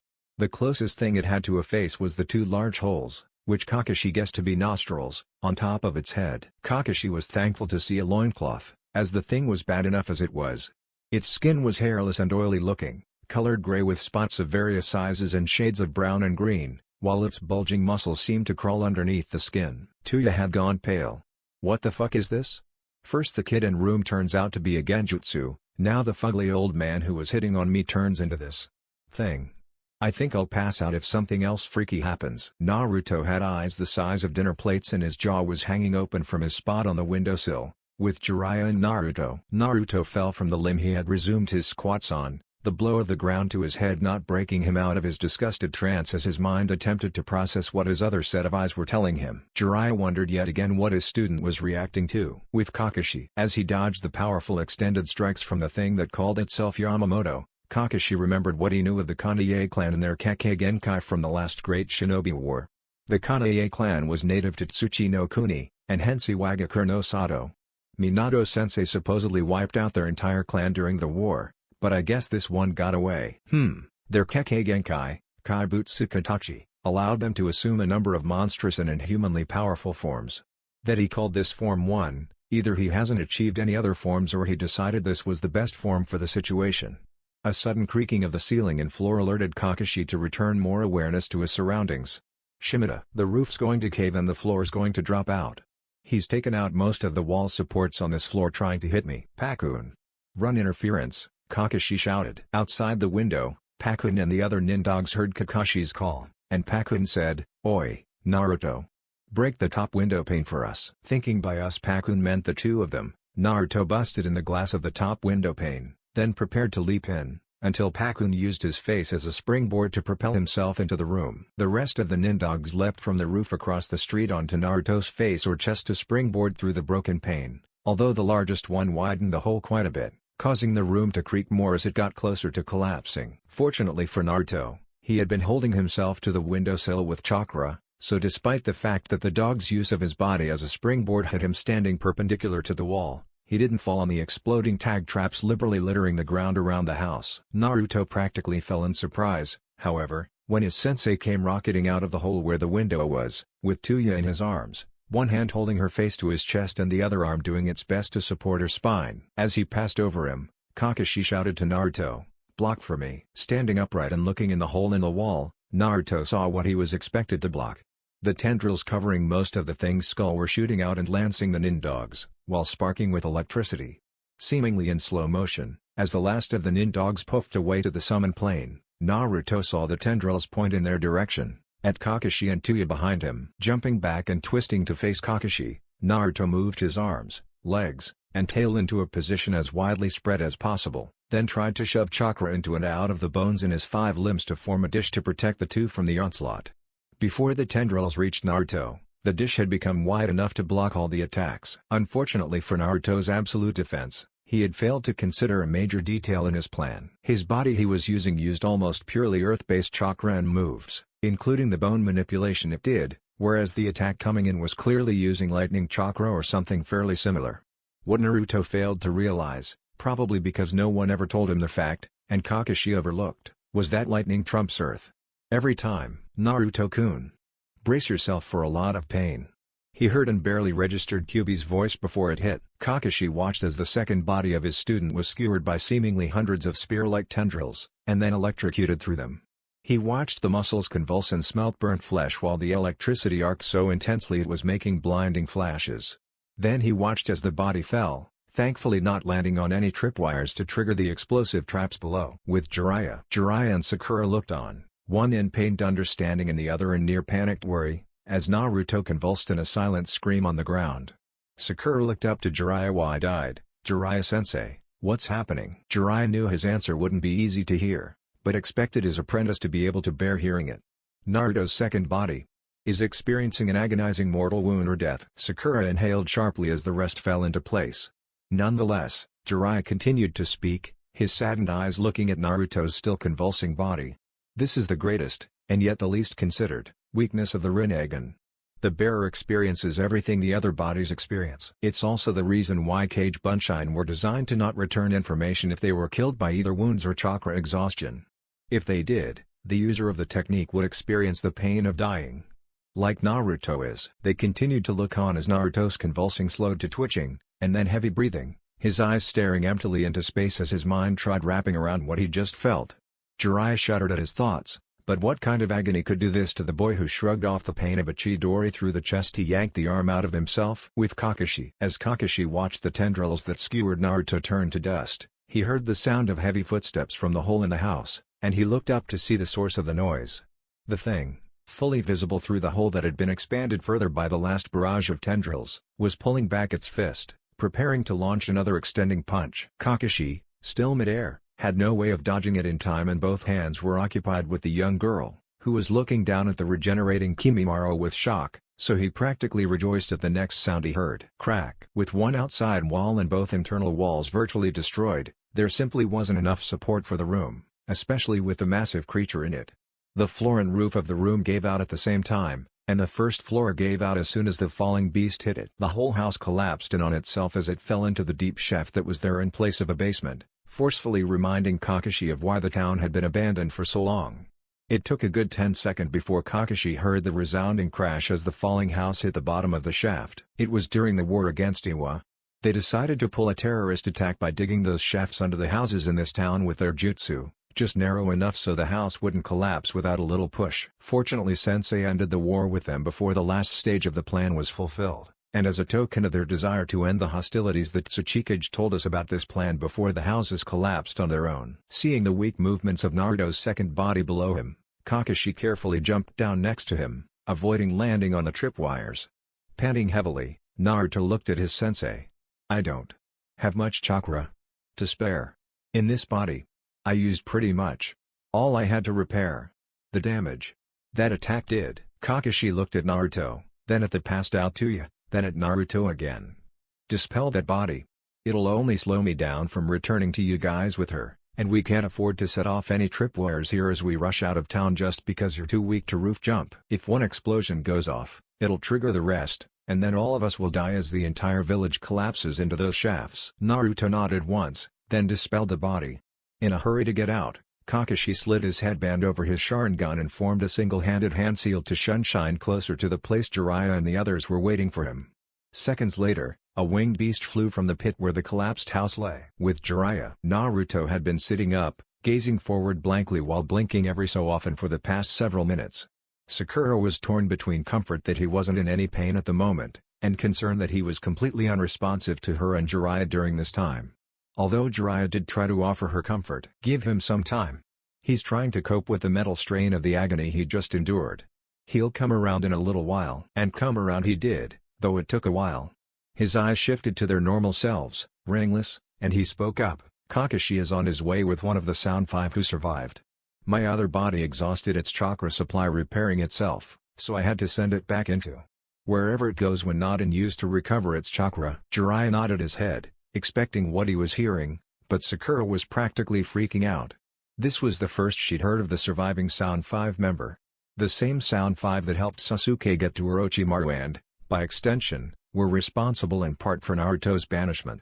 The same Sound 5 that put Neji, Kiba, and Kuji in the hospital. Fortunately, Naruto and Jiraiya noticed her near meltdown state, and decided to inform her of the facts that had led them to the decision they had come to regarding the girl. Having successfully stopped a Class 4 panic attack, Naruto looked at Jiraiya, his eyes starting to mist, and asked the question, "Why didn't you warn me about the danger of dying like that?" "I honestly didn't expect you to experience it so soon. I was planning on telling you later about that danger," Jiraiya sighed before he continued the rest in his mind. "Least of all did I expect you to experience something that would make you scream in agony." The group sat in silence for a while, awaiting Kakashi's return to the group with his unconscious passenger. Near Konoha, Gamakachi was dodging left and right while heading towards the main gate of Konoha, Rutanbu in hot pursuit and throwing kunai to try and dispel the summon.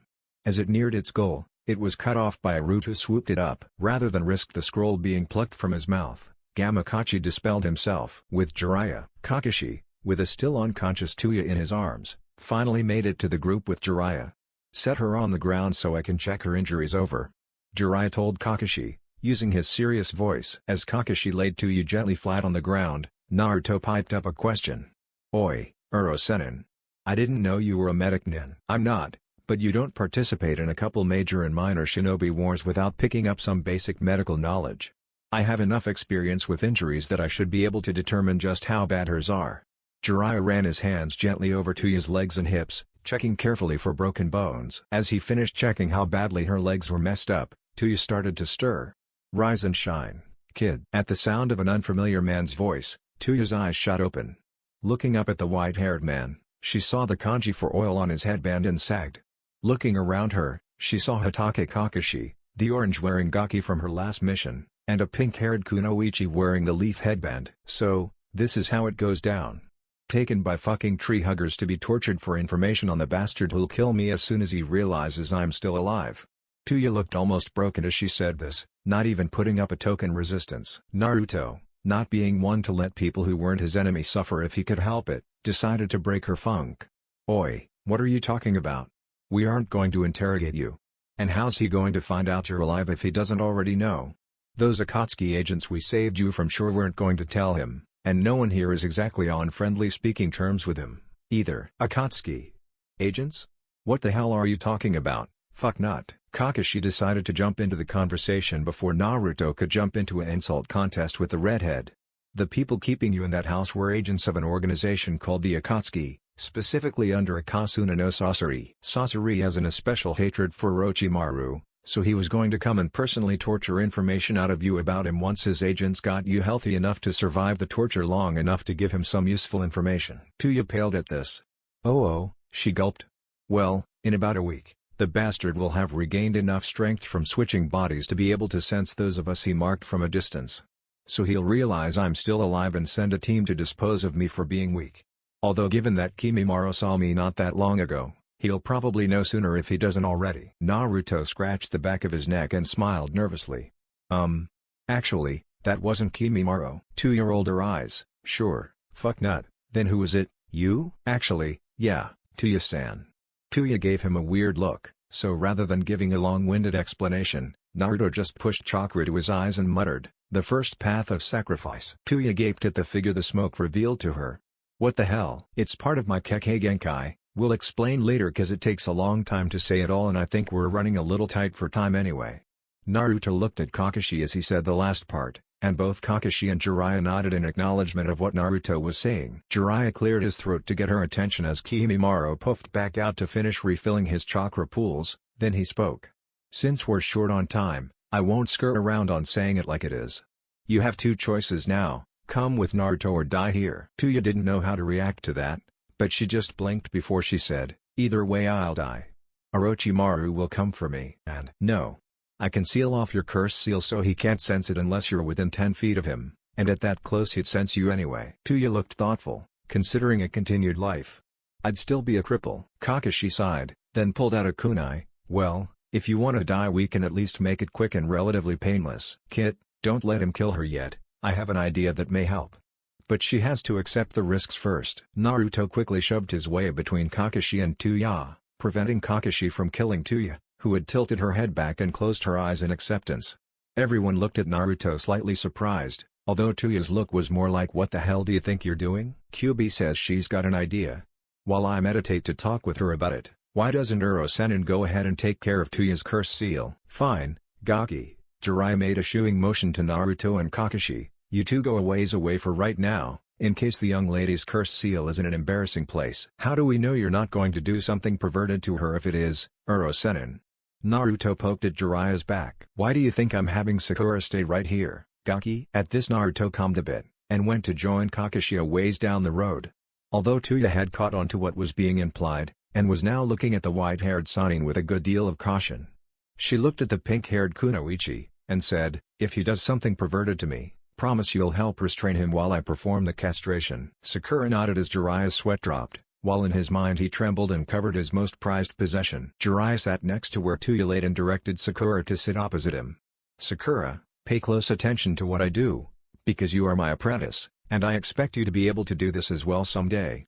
Sakura nodded and Jiraiya continued, so, Toya-san, where is that curse seal at? Naruto's mindscape. So, what's this idea to help Toya out, and what are the risks she'll have to accept? Naruto said. The plan is simple. I'll do something similar to her that I unintentionally did with Kimimaro's body.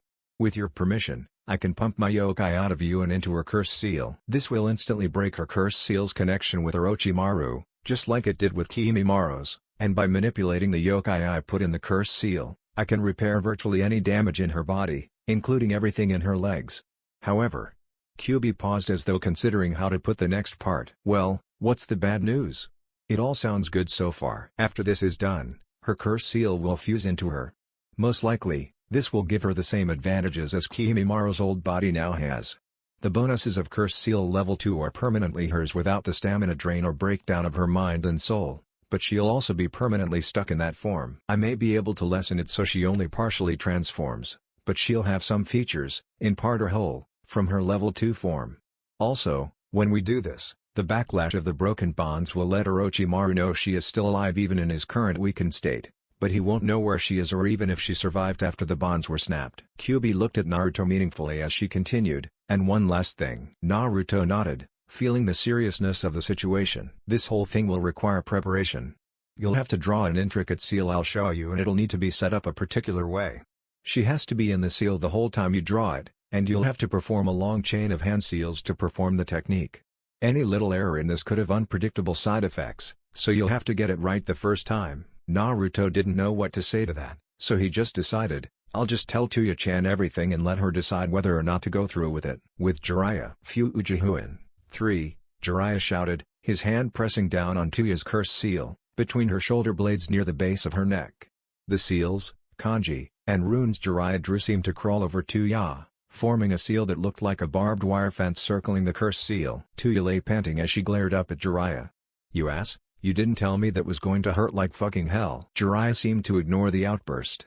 Just remember, as long as you never try and call on the curse seal yourself, the suppressor seal will hold. Yeah. I got it, you crusty old man. Naruto sure does pick up the charmers, Jiraiya sarcastically thought. Yo! The three looked up to see Kakashi, nose buried in his book. Naruto's done talking with the QB, so he sent me to see if it's all clear for him to come back over here. Oi, Gaki, you can come back on over, Jiraiya shouted in Naruto's direction. A few seconds later, Naruto was jogging towards them, hands behind his head. So, fucknut, what did the QB have to say about this? Well, here's the deal. At the abandoned village, two figures stood looking down a pit, both wearing black cloaks with blue clouds on them. Well, we're screwed. When Sasori-sama gets here and finds out we lost his information. The man whined out. No. Kanae-san isn't in the pit. Nor have I sensed his death. Which means he's tracking whoever either interfered here or took our information. We'll have to follow his tracks and eventually we'll catch up to him and, thus, our information. Besides, we have a whole month before Sasori-sama expects his information to be delivered to him. The woman calmly replied. Near Kakashi and Jiraiya. Jiraiya of the Sannin and Sharingan Kakashi. I'll have to wait for an opening to retrieve Sasori-sama's future puppet. I doubt I'd be able to pull off this with both of them here. But I won't stop looking for that opening, cause no one makes a fool of Kanae Yamamoto. The metamorph thought as he watched the group of shinobi and his target from a hidden spot in the trees through a spyglass. With Jiraiya. So, Toya-chan, that's how it's gotta be. You don't have to decide right now, you could come with us and think about it before deciding, Naruto said. I think I will, fucknut. While their conversation was going on, another conversation between Jiraiya and Kakashi was taking place. Jiraiya-sama, does it matter how badly decomposed the body is? For the Renagen, you mean? Kakashi nodded. As long as you have either eye sockets or eyeballs for the Renagen to match a gaze with, the rest of the body's condition is inconsequential. In that case, if you are going on that body collecting trip to help Naruto, I've got a suggestion for some useful ones in Nami no Kuni. Oh? Do tell. Meanwhile back with Naruto and the two kunoichi. Hey, Naruto-kun. Yeah, Sakura-chan? Jiraiya mentioned that Kakashi was returning to Konoha soon and that it would be our last guaranteed chance to get letters to people in Konoha. We should write them something while we have the chance. Ah. Naruto slumped down and pulled writing materials out of his pack. His tongue rubbing his upper lip in concentration, Naruto began his letter. Dear Bachan. Half an hour later, Kakashi stood before Jiraiya, Naruto, Sakura, and Toya, the message scroll from Jiraiya and the letters from Sakura and Naruto tucked safely in his pouch, the spot he usually reserved for his Icha Paradise book. Well, best of luck, all.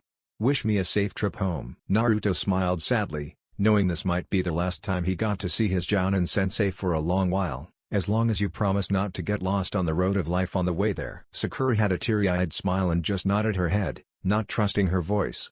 Not even gone yet and I miss him already. Kakashi gave an eye smile, then vanished in a blur of motion. Not too far away. Kanae Yamamoto watched Kakashi leave the area, feeling tempted to take out the copy nin. Can't get distracted from the mission, damn it. Next time, copycat. I'll get you next time. He continued to watch the group, waiting for them to leave a wider opening. After all, Kakashi was a small-time hindrance compared to one of the Sannin. With Jiraiya. Jiraiya looks at his current traveling companions and, not wanting the two sentimental ones to get pulled too deep by their depressing thoughts, he boisterously said, well, now. We should be getting set to go. I already have the perfect destination in mind and the way to get there picked out.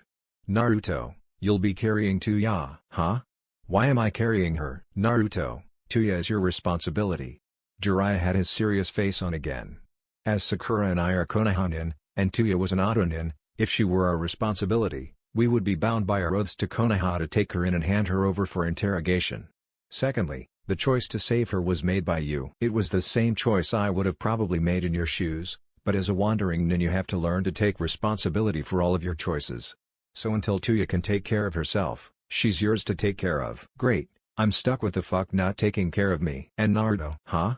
Naruto gives a frustrated look to Jiraiya, knowing he won't like whatever he's going to say next. You won't be able to use your Kekkei Genkai until I say so, Jiraiya said sternly. But why? The next thing Naruto knew, Jiraiya was kneeling next to him, whispering in his ear. Naruto. There's a foreign chakra signature sitting just out of sight that's been there since Kakashi returned.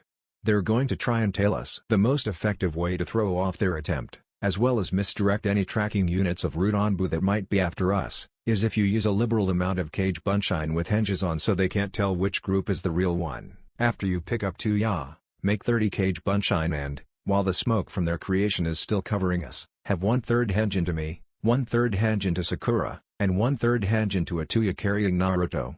Once the smoke clears, we'll all take off in different directions, and all you have to do is keep up with the real me. Why don't you just shunshine us out of here?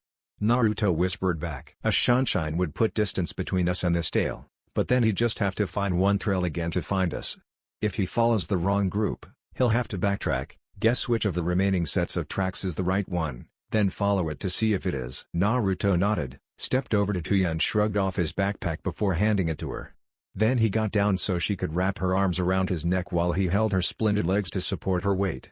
Then he stepped next to Jiraiya and Sakura and, with some difficulty, formed the familiar cross-shaped hand seal, making 30 cage bunshine. As they performed the henge, Naruto felt Jiraiya grab his shoulder and perform a shunshine under the cover of the chakra smoke. Reappearing over 200 yards from the massive cage bunshine, Jiraiya had them wait until he sensed the foreign chakra signature following after one of the false groups.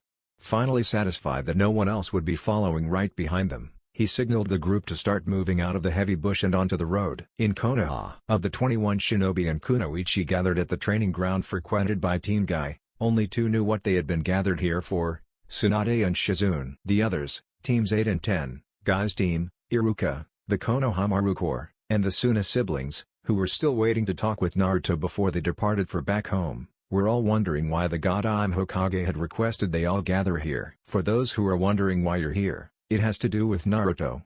Since you all have had some positive contact with him, I figure it's only fair you be told what has been done to him. These words coming from Tsunade brought a hushed silence from the crowd that had been milling about previously. She then proceeded to explain Naruto's situation, leaving out any parts referencing Naruto as the Jinchuriki of the Kyuubi. Needless to say, it was not a happy crowd that was assembled. This isn't right. Naruto practically kills himself for them and they throw him out like a used bone. Kiba was seething with his teammates. Naruto-kun. I never got to tell you. Hinata collapsed into Shino, silent sobs racking her body while she tried to hide her face in his coat. Shino wrapped an arm around Hinata to softly pat her back. Although he said nothing, the agitated buzz of Shino's colony said it all about the degree to which he was upset. Because I wasn't strong enough to provide more help and a better plan, not only did I almost lose Kuji, but Naruto is practically lost to us now, Shikamaru thought. His face set itself in a firm scowl. I can't afford to laze around anymore. I'll have to take up training to be a greater shinobi. For my friends, I can only imagine how Sakura must feel. To lose both of her teammates in such a short time, and be unable to do anything about it. Maybe it's time I brought back my friendship with her. Naruto, my fellow ramen connoisseur, I'll miss the deeply philosophical talks we had at the ramen stand. I'll have to triple my ramen consumption just to help make it up to the Ichirakus. I vow to do that for you. It is unyouthful how this village has attempted to put out Naruto-kun's burning flames of youth. Yet I hold out hope, for Naruto's flames of youth burn brighter than all of ours. His flames of youth cannot be put out. Yosh. Lee's pupils were burning brightly with their own flame as he finished yelling his speech loud enough for the whole crowd to hear it. I cannot help but think that this is fate. Yet, I refuse to believe that this will crush you, Naruto. You're the one who will take your fate, and make it work for you. Show us all. Overcome your fate. Neji's face was in a scowl, his eyes practically having a fire like Lee's with their intensity. He moved so many of his peers, and even Tsunade-sama. It makes me wish I had taken the time to get to know him myself. No more. I'll pay more attention to, cherish those who are around me. I don't want to regret not getting to know anyone else while I had the chance. Lee. Neji. Her teammates looked at her as she spoke. I think it would be a good idea if we spent time with what's left of the Rookie 9. They nodded their assent. Kurenai watched the Janan around her react to the news, uncertain whether she was more sad or proud. This feeling of family. This is what makes Konoha strongest of the Great Five. And the village is trying to tear this apart for the false strength the Uchiha might have brought and their paranoid fears. Old man, Asuma mumbled, sorry I couldn't look out for him like you would have. I just hope you aren't having to watch this happen to the village you died for. That one in the springtime of youth should be denied the renewing of their flames of youth by the very ones they burn with youthfulness for. The travesty, Guy whispered with such intensity, that those present thought he might have snapped. The trio known as the Konoha Maru Corps was in a huddle, hiding the fact that they were all in tears at the crushing news. Boss, Kankuro and Tamari looked at their youngest sibling, his eyes having picked up that homicidal stare, with some sound picking up in the air behind him. It reminded them of when he was younger and, inevitably, who the reason was that they no longer need fear that look. Kankuro put his hand on Gaara's left shoulder, and gave a comforting squeeze. It snapped his brother out of his psychotic glare. Tamari placed her hand on his other shoulder and smiled sadly at him. The sand quieted down. Let's go home, Gaara. Maybe we'll see him soon, and can give him a warm welcome, Kankuro said. So he knows he still has precious people somewhere out there, Tamari said. Yeah. Let's head home. With a swirl of sand and wind, the Suna siblings appeared at the east gate of Konoha, which they departed for Suna through. Iruka and Shizune stood hugging, both silently letting tears fall for their lost little brother. Tsunade sat in the middle of it all, already through 3 full bottles of sake. Not like it matters what they think of a drunk Hokage. I only took this position for the Gaki's sake anyway. Anko's apartment. Anko, you have to start taking missions again soon, Ibiki said through the door. Ibiki, I can't. You know what will happen. Something will conveniently come up that causes a mission failure, and then I'll be banished faster than you can say whoops, Anko shouted back from the inside. Anko, stop being paranoid. No one is out to get you like that, Ibiki said, getting frustrated. Elsewhere in Konoha. Now that the QB brat is gone, we have to get rid of the snake whore. She's the next biggest danger to our plans, a figure cloaked in shadows spoke to its companion. Yes, we are so close to having this village in the palm of our hands, Danzo said, grinning widely as he envisioned the future for Konoha. On the road to Nami no Kuni, having performed a second mass misleading group of Cage Bunshine and a change of direction a while back, the group of shinobi was taking their time to get to the place Jiraiya was leading them to. Confident in Jiraiya's statement that they had lost whomever was tailing them completely, they relaxed their guard and paced somewhat. Sakura was leaping from one thick branch to another, doing her best to avoid the kunai and shuriken flying by her. She cursed Jiraiya in her mind. Slave driver. How am I going to live through this? Cha.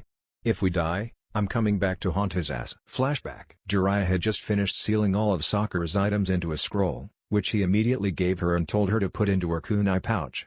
As she did that, she decided to question him on something. Jiraiya-sensei, why didn't you seal my backpack itself? Since there's no longer anything in it, it'd be pretty stupid for me to carry it on my back empty, don't you think? The grin that put on Jiraiya's face made her shudder. And it wasn't the perverted kind of grin, either. Sakura-san, this is your next training exercise. Jiraiya started picking up random rocks, larger than pebbles but not quite as large as the balloons he used to train Naruto to use the Rasengan, and placing them in Sakura's backpack until it was half full. You will carry this on your back, without using the straps or using chakra to enhance your muscles in any way, through the tree branches while I launch kunai and shuriken at you from various angles until we get to where we're going. Sakura paled. Nani? Jiraiya's grin grew wider. If you or the bag touches the ground during this exercise, I'll add more weight. If you use chakra to enhance your muscles, I'll add more weight. If either you or the bag takes a hit from what I'll be tossing at you that's enough to damage your skins, you'll come down, we'll fix the damage, and I'll add even more weight before we start again. What are you thinking? I'll die if. Jiraiya made as if to put another rock into the bag, this one slightly larger than those balloons. Oh. You have some complaints? Sakura grabbed the bag, closed it up, and threw it on her back. Nope. No complaints here. She could feel the sweat on the back of her neck reminding her to not antagonize the slave-driving sensei. It'd only make it worse. Flashback end. Sakura was having a hard time keeping her balance. Both her arms were occupied with holding the bag onto her back and said bag was totally throwing off her center of gravity. She'd already had to step down from the trees twice so Jiraiya could patch a tear in the bag and increase the weight. On top of this, she had to divide her attention between watching for more attacks aimed at her or the bag and looking for another branch that would support the combined weight of her and her bag that was within her restricted jumping distance. The genjutsu Jiraiya had just used didn't help either. Next to her was the ethereal form of Jiraiya, chatting with her. Seeing as you need some help, I'll give you some hints.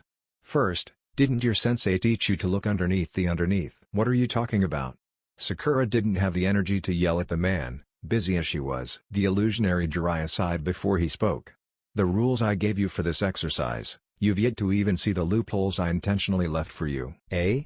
Sakura was so surprised, she failed to dodge the kunai that came through the illusionary body in time, as it made another tear in the bag. The illusion sighed again, before saying, come down and I'll explain it to you while I'm fixing the bag. The genjutsu disappeared, And Sakura jumped down to where Jiraiya was waiting with crossed arms. Sakura asked Jiraiya, what was that genjutsu talking about? As Jiraiya took the bag to patch up the tear, he started talking. You make the mistake of taking things as they're given to you and not considering what they really mean. You assume that the face value of words are the full depth they have. Huh? I'll give you 2 examples from this exercise.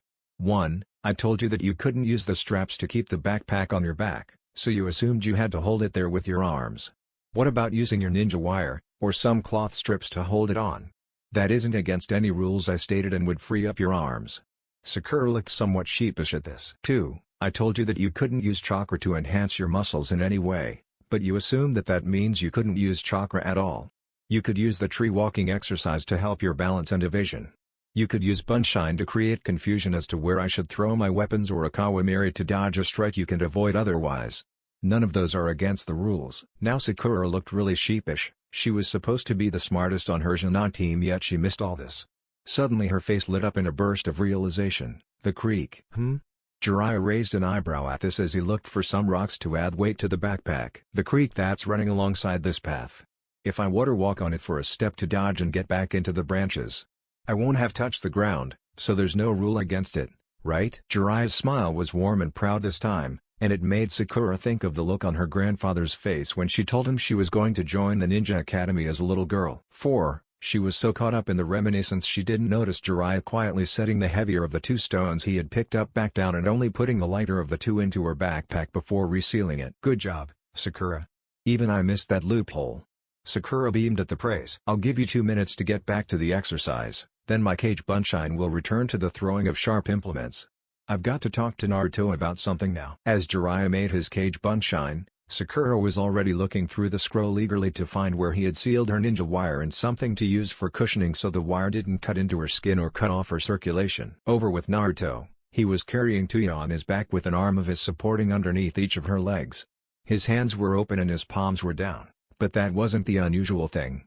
The unusual thing was the pebbles hovering about an inch underneath each finger and thumb, and the kunai hovering point up a centimeter from the center of each palm. Jiraiya had promised to teach him a new jutsu if he was able to get it to the point where the kunai tips were touching his palms without cutting him and the pebbles were at least 5 inches from his fingertips. So of course Naruto would give it his all. He was thankful for Kyuubi's healing effect, as his palms had been pierced many times by his rush to do this, and the occasional distractions his passenger gave didn't help.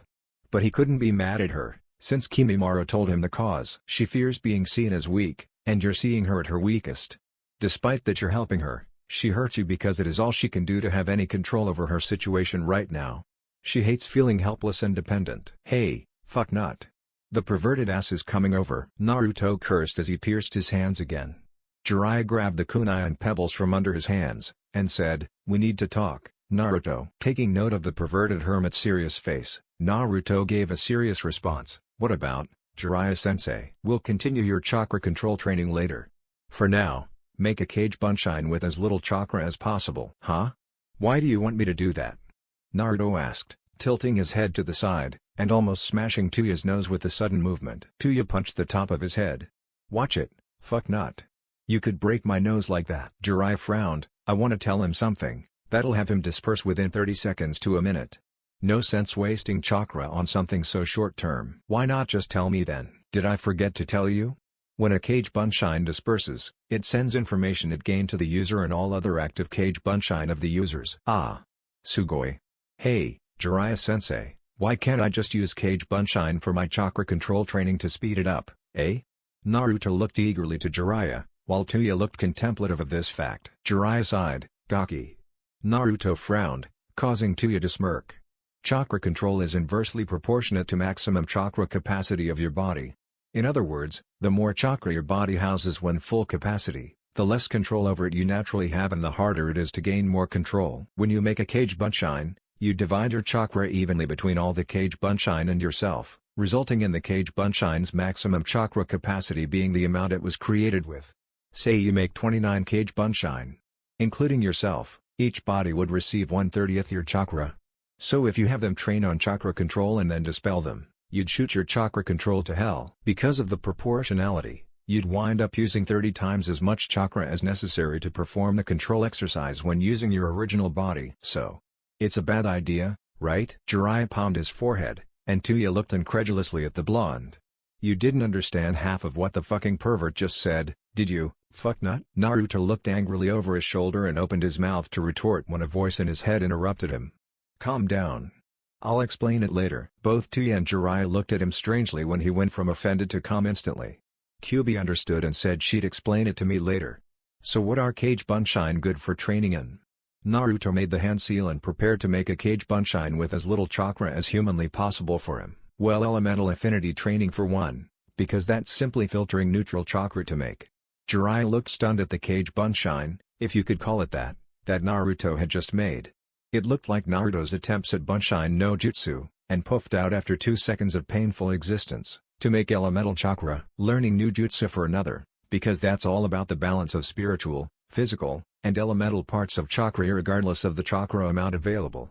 Naruto looked frustrated as he prepared to make another go of the technique, concentrating longer to make certain he gave it the right amount. Toya was snickering not so quietly at his misfortune. Knowledge training, like reading scrolls in books or information gathering are other good training uses. The last use I can think of is body and chakra coil memory. That is. Another Kage Bunshin formed, holding onto its knees and panting heavily as if exhausted. Jiraiya considered talking to it, before it jerked, stilled, went as white as a sheet, then fell over and dispelled, repeating of an action until it is ingrained to being almost reflexive or automatic, like repeated use of a jutsu, so you need fewer or no hand seals to perform it. Jiraiya had a little grin at his student's expense, and Toya was slapping Naruto's back while struggling to hold on from laughing so hard, which she mostly did because it irked Naruto so much. Naruto was red in the face, half embarrassment, half frustration. Naruto would later realize what he was about to do was the basis of a variant of his favorite jutsu, but right now he was just frustrated with the jutsu. So he did what he usually does whenever a jutsu was frustrating him by not doing what he expected of it: shove as much chakra as possible into the jutsu and try to force it to work. Since he was still focused on making a single weak clone, he wound up pushing half of his remaining chakra into a chakra construct made to handle, at most, 1/20th his remaining chakra. The result, Kage Bunshin that would have been perfect, if it weren't glowing blue as brightly as the sun. Toya was shielding her eyes and gaping. She didn't know what the fuck Nut had done, but she knew this wasn't a Kage Bunshin. Naruto seemed oblivious, panting and holding onto his knees, though he noticed the ridiculously bright blue light coming from his left. Even though it looked different, Jiraiya knew exactly what it was, and could guess how short its fuse was. As it began to bulge in random places and make a high-pitched whistling noise, he grabbed Naruto and Toya in his arms and started hightailing it out of there. At the same moment, the Kage Bunshin he had training Sakura grabbed her and ran in the same direction. Sensing the Bunshin had reached critical mass, Jiraiya dropped the two in front of him and began forming hand seals. His Kage Bunshin appeared and dropped off Sakura before dispersing. Jiraiya clapped both palms to the ground and cried out, "Doden, Domu no Jutsu." Then the clone exploded. The silence that followed the blast was deafening to Toya, and she could see nothing but inky blackness. The only thing convincing her that she wasn't dead was the warm body still holding onto her. "Fuck Nut. What the hell did you do?" "I think I'm blind." "No," the voice of Jiraiya sounded out. The dome of compressed earth pulled back into the ground, letting sunlight reach them again. "You're not blind. That was a very poorly done Kage Bunshin Daibakua, though only the Gaki could do something like that on accident." Looking back toward where the clone had been, they see a crater with a 20-yard radius, themselves only being about 5 feet from the edge, and another 30 yards of devastation all the way around that. "Thank Kami I got that off as quick as I did. A second later and we'd all be as good as dead." "Well, maybe not Naruto, but only because of Kyuubi's regeneration." "Phew, we're safe." Naruto's relieved smile was exchanged for a grimace of pain as he reached up to hold his head. "Fuck Nut, you almost killed all of us." Toya raised her free fist to strike him again. But someone caught that arm. "Toya-chan." Toya flinched. That tone of voice, coming from a Sannin, was not something she wanted directed at herself. "Don't hit Naruto again. He's taken enough heat and pain for things that aren't his fault, so I don't want you giving him more of the same for an accidental mistake that won't repeat itself. Naruto, make a normal Kage Bunshin when you feel up to it. Better to waste some chakra than to have a repeat. For now, let's all make haste towards our destination and put off further training until we get there." After another 5 minutes of hasten walking, Naruto had made the Kage Bunshin so Jiraiya could send his message to Naruto's other Kage Bunshin. Jiraiya told it, "If you've passed through or by a village, backtrack to it henged as civilians, go into any library in the village or town, and read up on as much civilian trade skills as you can. When you have about 10 minutes of chakra left, go one at a time into unobtrusive areas of town and dispel yourselves. Do not dispel yourselves all at once, or Naruto will collapse and black out from an overload of information. Toya watched as the cage bunshine dispelled itself to send the message out, and she thought to herself, how bad could this happy-go-lucky freak have had it? Even though he's a Jinchuriki, he isn't insane like that Gaara kid, so I doubt he had it as bad as him. Hell, I probably had it fucking worse than this kid. When Orochimaru found me in that village I was born in, I was eating out of the trash and stealing to survive. When he offered me a better life, I jumped on board, no questions asked. I wound up trading one bad life for another, just a change of what was bad about it. Toya stared at the back of Naruto's head. When I get the chance, I'm grilling the fuck nut for every question I can think of. I won't make the same mistake again. Oi, Naruto. Naruto looked up at Jiraiya's contemplative voice, waiting for him to continue. What's your goal going to be? Huh? What do you mean? Sakura and Toya looked over at the two, the former guessing immediately where this was going and the latter listening intently. If I know what his goals are, I'll have an idea of what he's after with helping me and I'll have an angle to approach questioning him from. Jiraiya continued in his thinking voice, even if we manage to revoke or reverse your banishment, all that means is that you won't be punished for approaching or entering Konoha. By law, any banished ninja who were debanished, for whatever reason, can never regain their citizenship with Konoha. You'll be able to visit in the village or any of its citizens may hire you as a mercenary wandering nin for missions that involve you being inside the village at some point, but you'll never be able to be a Konoha nin again. But that means. Naruto's eyes were wide, and Toya perceptibly winced as his grip on her legs tightened uncomfortably. Yeah. Your dream to be Hokage is technically and officially over, Jiraiya said, sighing out, and I'm sorry. Naruto slowed in his walk, looking at the ground, and the two moving ahead slowed and looked back at him. After a few moments of silent contemplation on his part and worried looks from two of the others present, Naruto raised his head. With a broad, real smile on his face, Naruto said, "It's okay." Sakura sputtered at the almost exuberant tone her former teammate spoke with. "But I thought becoming Hokage was your whole reason for existence." Naruto flinched a bit at her wording, as the words she used and Jiraiya's question brought up a memory of a talk with the then still psychotic Gaara in Rock Lee's hospital room. Flashback. I am only a relic of the past they want to get rid of. So why do I exist and live? I asked myself that question, but I could not find an answer. But I need those reasons while I am still alive. Or it would be the same as me being dead. Gaara spoke with cold hatred in his voice. What is he talking about? Shikamaru asked. I understand. He's the same as me. Naruto thought. Flashback end. Naruto inhaled deeply before he spoke. The Hokage title was more of a means to an end or a measuring stick for my real goals. Seeing Sakura's raised eyebrow, he continued. My first reason for wanting to be Hokage was simple and childish. Sundai Meiji was the closest thing I had to a grandfather as a small child, and I wanted to be just like him. This brought a smile from Sakura, a nod from Jiraiya, and a quiet scoff from Toya. When I got older and was in the academy, I learned about all the Hokage. My reason became a more selfish one then. Everyone accepted and respected the Hokage, and I wanted that. To be seen as Uzumaki Naruto, not the demon brat, Kyuubi reincarnated, or the pitiful Jinchuriki. There was silence for a minute at the admission. For all the faults of his they may have pointed out to him, neither of them had ever seriously considered him selfish. Toya eyed him with suspicion in her thoughts. So, he's a glory hound, huh? Maybe a touch of power hunger in there. Where does helping me fit into that exactly? But then. The mission to Nami no Kuni. I met a guy who reminded me what truly made the Hokage so great. Haku. Jiraiya's ear perked up at the mention of the boy and the place they were traveling to.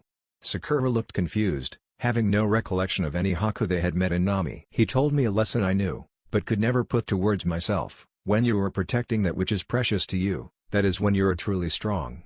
Just like all the Hokage before, who'd given their lives to protect that which was most precious to them, Konoha and every person in it. That was when I found my real reason to push myself to become Hokage. If I became Hokage, it would be proof to me that I was strong enough to protect everyone and everything precious to me. This brought smiles to Jiraiya's and Sakura's faces, although Sakura still felt confused about who this Haku guy was. Toya's look at Naruto was uncertain. What the hell? I don't know how to make heads or tails of the orange-loving tree-hugger's motives. I'm more confused about what he wants from me than I was before this talk. Jiraiya noticed her look at Naruto and understood it immediately. I'll have to nip that situation in the butt before she grills Naruto with questions he can't answer. So what's your goal now? Jiraiya asked. Naruto looked at Jiraiya like he was an idiot. I just told you. No. Naruto looked confused. Protecting that which is precious to you is an ideal, not a goal. It's something you simply do, not something you work towards. Being like Sarutobi-sensei? If you mean in strength, knowledge, or wisdom, you'll gain those in due time anyway, but if you mean personality-wise? You're kinder than him, even more forgiving, and your will of fire could match his any day. That's all, unless of course, you want to match up to his appreciation of my works. In that case, I'll be more than happy to provide materials to help you along with the Nah, I'd rather take after Bachan in that regard. Naruto's unthinking response was the only thing that kept Toya from planting her fist into his skull, like Sakura did to Jiraiya when his head hung down from Naruto's words. Being accustomed to shaking off Tsunade's anti-pervert punches, Jiraiya bounced back to the discussion, serious once again. As for acceptance for a goal, whose are you going for? Most all of your precious people accept you as you, although many of them have no clue about what you contain. The world's acceptance? Most of the world is unaware of your existence, and those who are either accept and respect you or are your mortal enemies. Kono. Don't you dare say Konoha's acceptance. All three teenagers were shocked at the venom Jiraiya spat the sentence out with. Everyone stopped to stare at Jiraiya. After several seconds of stunned silence, Jiraiya started talking again. They don't deserve such devotion from you. Ah, they're not that bad, Uro-senin. Naruto nearly smashed Toya in the face when he went to scratch the back of his neck. Jiraiya's eyes narrowed. A month before Sasuke defected, Tsunade handed me the reports the Sun Daime kept on your childhood and academy days. Naruto stilled completely. When I was done reading them, I was about ready to pull an Orochimaru and destroy the whole village. Tsunade stopped me, having the good sense to have me stay in her office while I read them, and when I asked her how she could be so calm about those things doing such atrocities to someone she claimed was as precious to her as Nawaki himself, do you know what she told me? Naruto shook his head. She said if I did that, a lot of innocent people, some quite precious to Naruto himself, will get hurt or killed along with the guilty. On top of that, everyone who hates Naruto would claim that the Kyuubi has corrupted the god Daime. Then I'd be removed from office post-haste and they'd replace me with some Naruto-hating figurehead who'd have him executed at the first opportunity. I told her I was amazed at the clarity she could think with when angry. She told me Shizune hadn't read the reports at that time but understood what, in general, Tsunade was angry about and planning to do from her mutterings. So what happened next? Naruto had completely forgotten about Sakura's and Toya's presences, completely focused on Jiraiya as he was. Jiraiya frowned. I told her I had some loose ends to tie up outside the village, then I was coming back to take you on a training trip as my apprentice in the hopes of convincing you to never set foot in that ungrateful place ever again.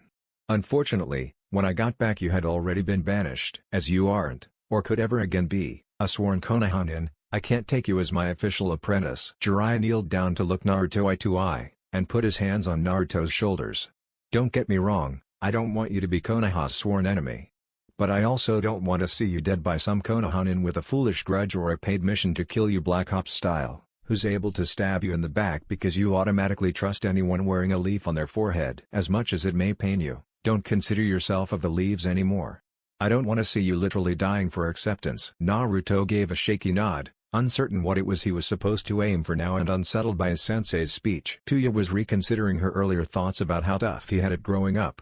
How fucked up was it to make the Jiraiya of the Sannin consider going rogue and traitor all over their asses almost without a second thought? Sakura was wondering over how little she actually knew of her former teammate. All of them resumed walking again in silent contemplation, one considering what to do with his life, two reconsidering all they knew or assumed to know about the first, and the eldest watching and listening for danger so the rest of the group could do their soul-searching in safety. As the sun sets, the Great Naruto Bridge. The four stood staring at the plaque over the bridge they had halfway crossed. Three with wide eyes and gaping mouths, and one old man who was proud of whatever his pupil had accomplished here to receive this honor.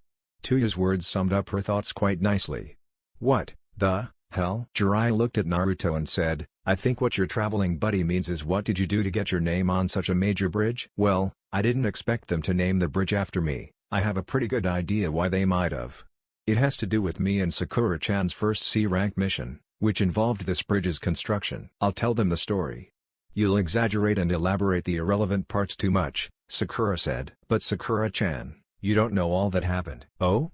Then I guess you'll get to fill in the blanks for me. So Sakura told them most of the story of their first C-rank mission as Team 7, with Naruto adding in things like the private conversations with Haku. Sakura resisted the urge to slug him for saying he met a boy who he thought was prettier than her, and what happened inside the mist on the bridge. Sakura was surprised by what she didn't already know, and Jiraiya found out some new information, too. Seeing as Naruto hadn't mentioned either of his conversations with Haku to Kakashi or in his mission reports. Toya was once again shocked speechless. On his first C rank as a Genin, Fucknut went up against the Demon of the Mist and his apprentice with an advanced Kekkei Genkai. And came out on top both times?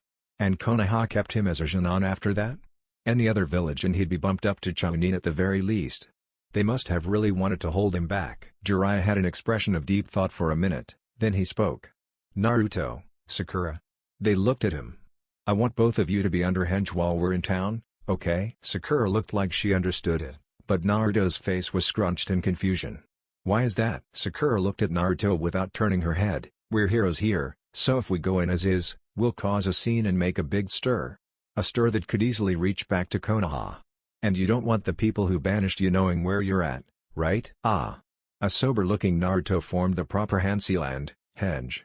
One poof of smoke later, it was a black-haired, brown-eyed girl wearing a black jumpsuit that was carrying Toya in the blonde's place. Sakura did likewise, turning into an older brown-haired woman, though still with green eyes, wearing a traveling dress that was earthen brown. Come on girls, we'll go find Tsunade's house to catch up on old times. Actually, Jiraiya said, we'll be spending the night at an inn. Eh? Why? Sakura asks. Look at the sky.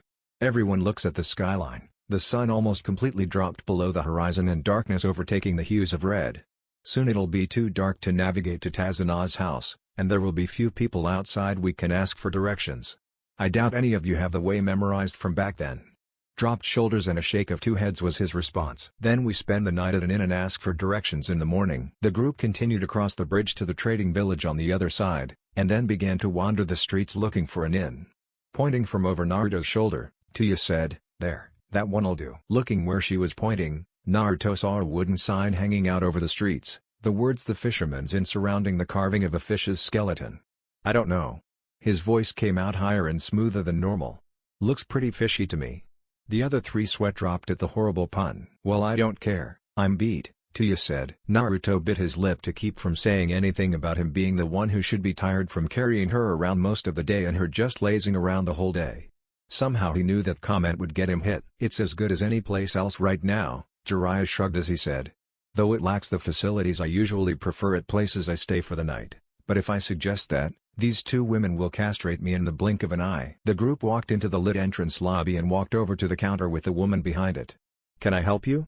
The old woman asked in that kind voice that all good hosts and hostesses seem to be able to produce all the time. Yes, Jiraiya said, smiling kindly in return. I'd like 2 rooms for the night, one for me and my daughter, he gestured to indicate Sakura, and the other for my granddaughters, he gestured at Naruto and Toya. Oh, my, the woman said, worry in her tone, what happened to the poor dear's legs? Don't worry, she'll be fine until tomorrow, Jiraiya said, sweating at the thought, I can't believe I forgot to make up a convincing cover story for her legs. We just had a little mishap on the trip.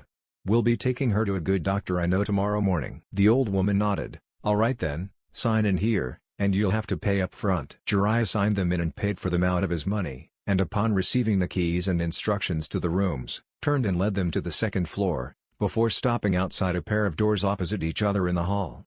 Upon stopping he started speaking, using his dead serious tone again. Naruto, after you set Toya on the bed, leave the room and wait in the hall with Sakura while I have some words with her in private. Naruto was about to protest when a voice inside him calmed him. If he was going to do anything bad to her, he's had plenty of opportunity to do so already. She should be safe for a few minutes with him, at the least. Naruto nodded, and Jiraiya unlocked the door to one of the rooms, then they walked inside. Naruto sat Toya, who looked a little nervous, down on the bed and walked out into the hall with Sakura. Jiraiya shut and locked the door behind him. Toya gulped quietly, trying to wet her suddenly dry throat. So what the hell is it, you fucking pervert? Jiraiya sat on the bed opposite the one she was on, and gave her a serious gaze. I saw how you were looking at Naruto earlier. Toya choked. What? I don't know what the fuck you're on, but I ain't got fucking feelings for the fuck nut. Jiraiya chuckled, not what I was referring to, but now that you mention it. Toya growled and glared at him. You finish that sentence, fucking pervert, and I swear I'll. Now, back to the matter at hand.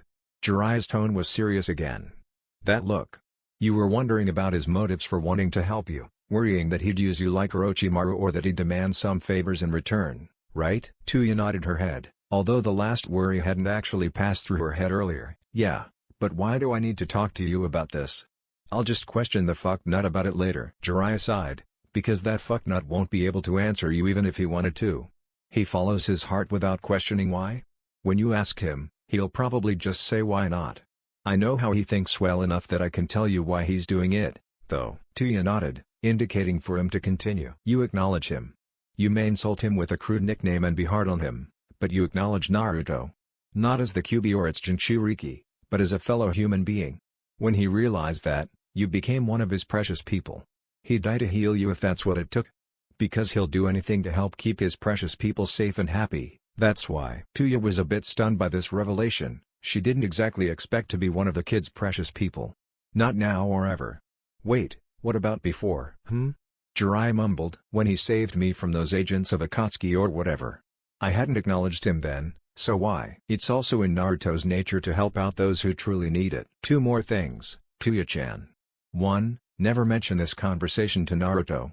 Toya looked like she wanted to ask why the hell not? But he continued on. 2. The room suddenly became stifling from the killing intent Jiraiya was directing at her, and she realized, for the first time in a long time, she was trembling terribly. If you ever use his faith in you as one of his precious people to stab him in the back. Jiraiya left the thread hanging for a minute before he let go of his killing intent. Toya found herself gasping for breath she didn't realize she had been holding as Jiraiya went to leave the room. As he opened the door, she croaked out, "Sakura, I need some help." Hearing her name from Toya, Sakura poked her head in curiously. "Yeah, what you need?" Toya cleared her throat and blushed at what she was about to say. "I haven't gone all day, and I can't exactly ask one of the fucking guys for help going into or coming out of the ladies' room, you know?" "Oh. Sure, I'll help you." Konoha gates. Kakashi arrived at the gates in the dead of night and checked in with the pair of Chunin keeping watch before continuing towards the Hokage tower. The Hokage probably isn't there, but I should still check. Wouldn't want her pounding on me for delivering Naruto's letter 1 minute later than necessary. The next day, Naruto rubbed his head and groaned as he got up. "It feels like Toya-chan was pounding on my head last night, but there's no way she could reach me from her bed." "This isn't from Toya." The sound of Kyuubi's voice caused a pulsing pain to shoot through his head, making his vision swim. Naruto grit his teeth and silently bore the pain, not wanting to wake Toya up. "I'm not sure I'd be able to handle her voice with my head splitting open from every sound. If you still everything, the pain will be gone in 5 or 10 minutes. So Naruto laid perfectly still and tried to not think of anything that would stir up his brain, staring at the ceiling.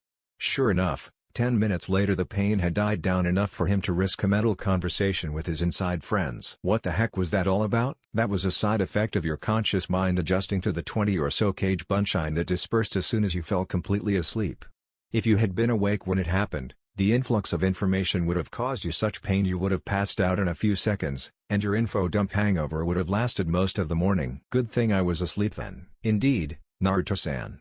Since you were not forced unconscious, I was able to remain active in your mindscape and sort a good portion of the information received in order to reduce your pain upon awakening like Kyuubi-sama asked me to." Kimimaro spoke in his mind. Naruto shuddered. "It could have been more intense?" Silence was his answer. Finally feeling up to it, Naruto sat up in his bed. Looking over, he saw that Toya was stirring. A knock on the door interrupted whatever he was about to think. "Are you decent?" Sakura's voice came through the door. A groggy Toya answered, "As fucking decent as I'll ever be." Blinking the sleepiness out of her eyes and stretching as well as she could, Toya looked over at Naruto and gave a yawn. "Hey, fucknut, you slept with that on?" Confused, Naruto looked down at himself, to realize he was still underhenge as a girl. "What the hell?" "I'll explain later." "This one better be good." Through the door they heard Sakura say, "Hurry up and get ready to go. We've got to get going soon. Jiraiya's getting antsy to get this whole place done and over with for some reason. So we're getting ready to head out in a few minutes." Thankful that neither of them needed to get changed, Naruto got up, moved over to her, and put Toya back up on his back to travel again. The streets of the village. Naruto was thankful that Jiraiya had made them stay at the hotel for the night, because Tsunade had apparently moved. As Jiraiya followed the directions a random helpful villager had given him, Naruto's feet went on autopilot to follow the white-haired man in the kabuki dancer's costume. His mind was focused on a conversation inside. Explain. Why did I wake up as a girl? It's basically a side effect of having me in you. When you use a henge, you don't use the illusion that most shinobi use, you shapeshift into that object or person. Don't get me wrong, you're made of the same stuff and don't change your genetic code at all or anything like that. So I'm not really a girl? No. Thank Kemi. Naruto felt the tension leave his shoulders at this revelation. Then he got confused again. Why didn't it dispel when I fell asleep? When you shapeshift, it will only revert if you make it, but shouldn't the chakra cost of keeping it up have killed me last night then? If you were an ordinary human, yes. The moment you had me sealed in you, you became about 10% kitsune, and it seems that the shape-shifting power all kitsune possess was what you got from that. Because you have a kitsune's natural shape-shifting power, you only really expend chakra when changing into or out of the form. The exception is if you assume a form more than 3 times your own mass, for reasons I won't go into now as it involves a lot of complicated terms and ideas in explaining it. Naruto looked up to see themselves standing in front of a large house, Jiraiya knocking on the door. Coming. A boy's cheery voice sounded from inside, and Naruto and Sakura both instantly recognized it as Inari's. The door swung open, forcing Jiraiya to take a quick back step, and standing there was the young boy, slightly taller than when they last saw him. Looking at the 4 of them, Inari asked, "Who are you people?" "Inari. Don't be rude to guests." Inari looked sheepish as his mother scolded him, stepping into sight. Jiraiya started scoping her out while she was looking at her son, getting a growl and knuckle crack from Sakura. Hearing the crack, Tsunade looked up and smiled serenely at the group of ladies and the old man at the door, and beckoned them in. "Come on in. Inari, show the guests to the living room. I'll get Tazuna and tell him we have visitors. Unless you're here to see my fiancé about something?" "You're engaged, Tsunade-san?" Sakura asked. Hi. The group followed Inari into the living room while Tsunade went upstairs. "So, how do you know my Ka-san?"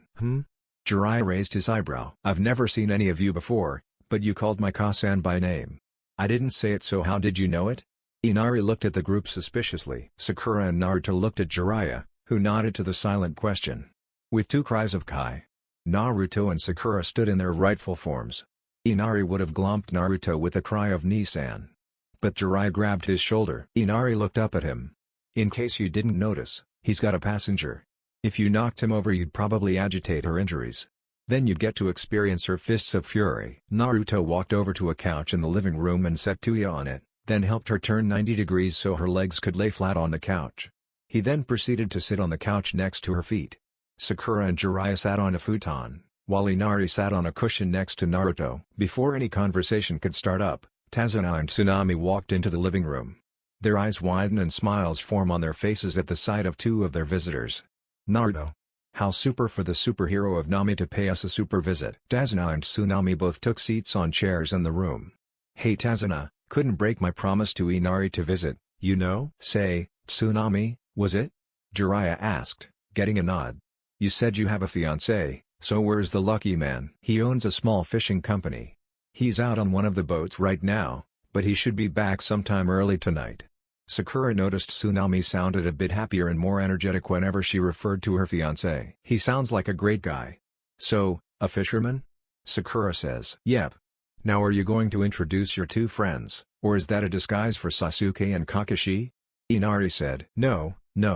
I'm Jiraiya, and this is Toya," Jiraiya said. Tazuna saw that was all the information they wanted to give on the matter. "Oh?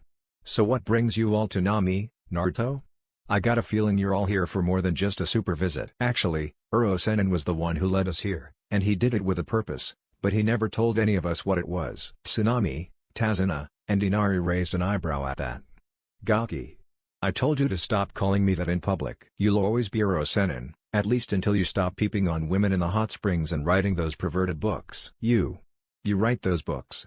Tsunade's head was tilted so the shadow made it impossible to see her eyes, and her expression was neutral. Years of experience made Jiraiya cautious despite the lack of the usual killing intent, so it was with a hesitant tone that he answered. "Yes." "Will you autograph mine?" Tsunade whipped out her copy of Icha Violence. Toya, Sakura, and Naruto had the most gobsmacked expressions on their faces, while Inari was bright red from embarrassment at his mom's open love for the book in front of his hero. Tazuna looked thrown off, as he didn't even know Tsunade read those same books, and he resisted the urge to reach into his pocket to make sure that she hadn't swiped the book she was holding from him. Jiraiya was ecstatic, seeing as he just found the ultra-rare open female fan of his perverted works. As he reached out to take the slightly worn book from the woman, she suddenly latched a hand around his wrist and squeezed hard. In a tone that dropped the room temperature several dozen degrees, Tsunade said, "While I love your works, if I hear of or see you peeping on women again, I'll crush what makes you a man, then rip it off with my bare hands. Got it?" Jiraiya's pale face was rapidly making up and down motions, and the room temperature went back to normal as Tsunade went back to smiling like nothing was wrong in the world.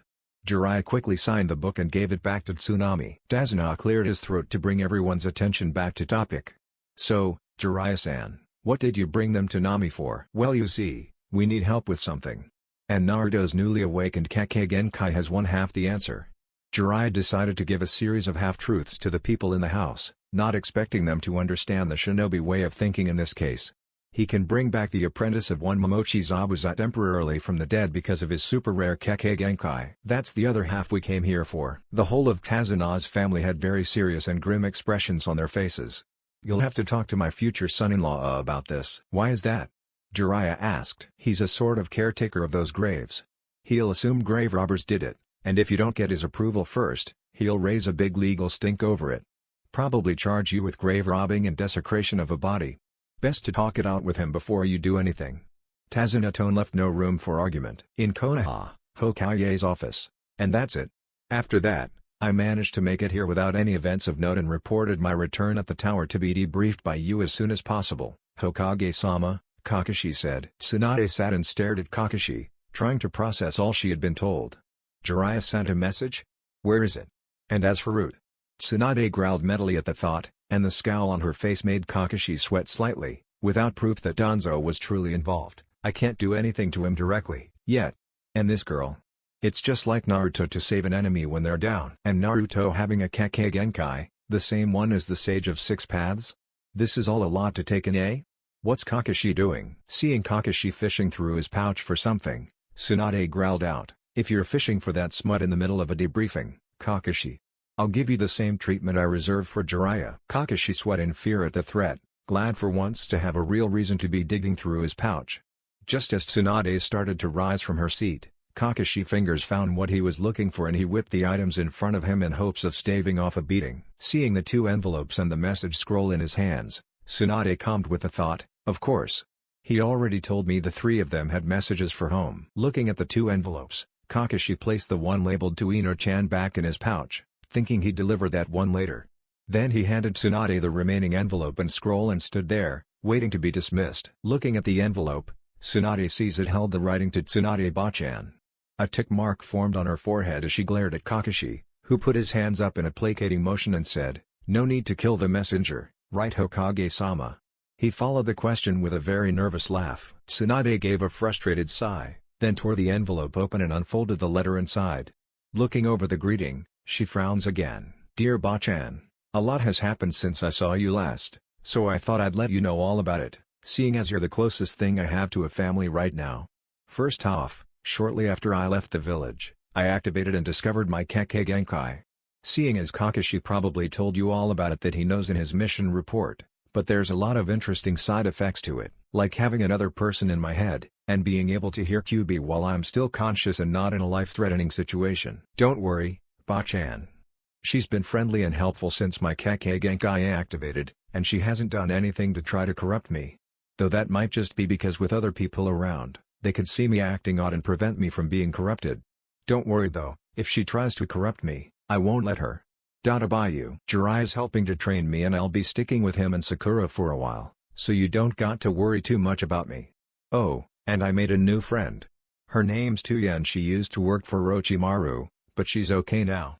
Although she curses at everyone and everything. Oh, and I died saving her and Kakashi from some agent of Akatsuki's attack when we were rescuing her from their hidden place in an abandoned village.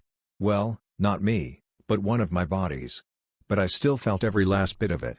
Dying hurts a lot, you know. Well, gotta go soon. I'll write next chance I got, Bachan. I'll be greater than any Hokage that ever was, Uzumaki Naruto.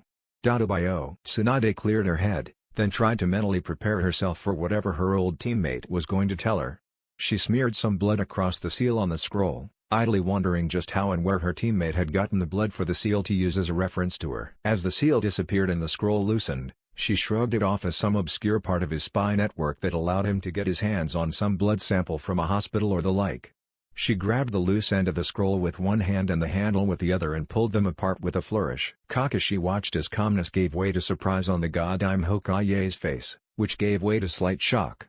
He didn't know what was in the scroll she was reading that was causing this reaction, but it was clearly throwing his esteemed leader for such a loop that she was going to forget to dismiss him for a while. Still, he wouldn't risk her ire by taking out his current Icha volume to read. He wasn't that confident in her being out of it. That night, Tsunade's house. The four of them were still sitting in the living room, Jiraiya talking with Tsunade about his books and Naruto and Sakura talking with Inari about not turning out a pervert like his grandfather or mother. Toya sat there, feeling completely out of the loop. Tsunade, meanwhile, was in the kitchen busying herself while anxiously waiting for her fiancé to get home. The sound of the front door being unlocked and opened caused everyone in the living room to go quiet.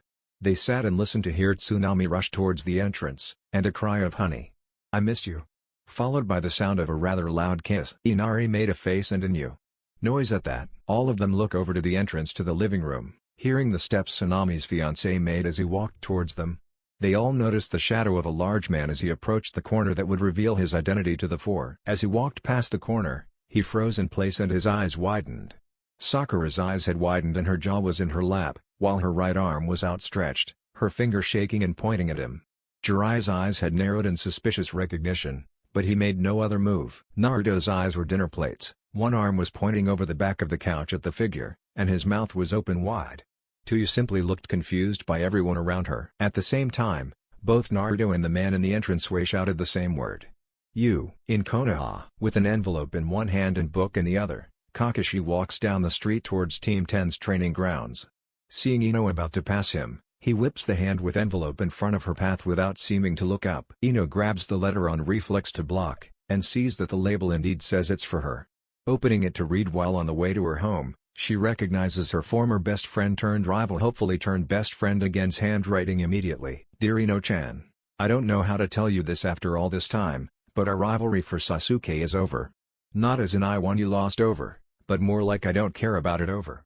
After what he's done, I'll still try to bring him back, but that's for Naruto and Konoha, not for true love or anything like that. If you still want to pursue him, go ahead. But what I really want to say is, can we be friends again? I know I was the one who threw it away last time, but I'm sorry I did. I still expect us to be rivals, in the spirit of pushing each other to greater heights. In that mindset, try to top me now, Inobunta.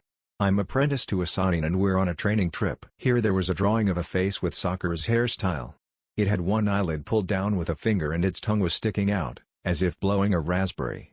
Ino was stuck somewhere between fuming at the ending, jealousy at Sakura's status as apprentice to a Sanin, and happiness at having her friend back. Tsunade's house. "How are you alive?" Naruto's finger pointed at the still intimidating form of Momochi Zabuza. "That's kind of a long story." Zabuza scratched the back of his neck nervously, his manner seeming different than before. "We certainly have time to hear it," Jiraiya said, motioning for Zabuza to sit and explain. Zabuza could feel himself sweating as he recognized just who was speaking to him. "Hi, Jiraiya-sama." Sitting in a chair opposite the couch Naruto and Toya were sitting on, Zabuza settled in for a lengthy explanation. Looking at Naruto, he said, "You remember Haku's natural skill with medical herbs, right Gaki?" Naruto got in a thoughtful pose, then nodded. "Haku designed a special medical pill, of which only one was made, which works in 3 stages to bring a shinobi back from potentially mortal wounding. However, it doesn't work on its own. I had that pill, a soldier pill, and a blood-replenishing pill inside a special capsule in a hollowed-out tooth. When I was fighting the mercenaries and killing Gato, the force the kunai exerted on my lower jaw wound up breaking the capsule open and crushing the pills. I probably swallowed them by accident, but I did." How does this pill work?" Jiraiya had his notebook out, planning to send the notes about this pill to Tsunade, in hopes she might reproduce its effects. "The first stage puts the person in a near-death state. When I felt dizzy and tried to stumble back to Haku's body, I assumed the dizziness and weakness was from blood loss, so I was able to fight it. If I hadn't fought it, it would have put me out in a couple seconds. Yeah, I know of a few herbs and drugs that can have that effect.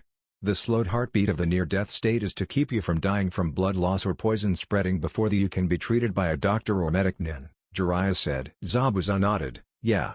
Anyway, once I passed out, stage 2 of the pill takes effect. Using the blood replenishing pill to keep the blood levels up and the soldier pill to produce chakra to power the process, stage 2 of the pill repairs the wounds on the body forcefully by rapid regeneration that starts automatically a few hours after I was put out. Jiraiya nodded, but frowned at this. That sounds like Tsunade Heime's genesis of rebirth technique. But even used in regular situations, that puts a great strain on our body after it's done. Adding the strain caused by being put in a near-death state. What cost is there for using this pill? Naruto, Sakura, and even Toya were leaning in, listening to Zabuza with rapt fascination. The third stage, awakens and briefly revitalizes the body, temporarily putting it at peak health for about 5 minutes, so if we were under attack when I came out of it, I could flee or fight off the threat before the weakness of recovering from the near-death state set in. I was able to use a shunshine without hand seals to escape from my burial spot when I came to, then made it to a clinic in the village before I collapsed. Sugoi, Naruto said, and Toya silently nodded. Jiraiya looked a bit more cautious of the wonder the younger two had, and Sakura noticed this. Jiraiya-sensei? Everyone looked at Jiraiya. So, Zabuza, what was the price to live? After that initial 5-minute awakening period, the chakra coils collapse and become unusable for the duration of the person's life. My body still produces chakra, but I can't use any of it. 6. Jiraiya nodded. That certainly explains the civilian life. The other ninja in the room were floored by the ramifications of taking the, until then, wondrous healing pill. Only half of it. Jiraiya raised his eyebrow at that.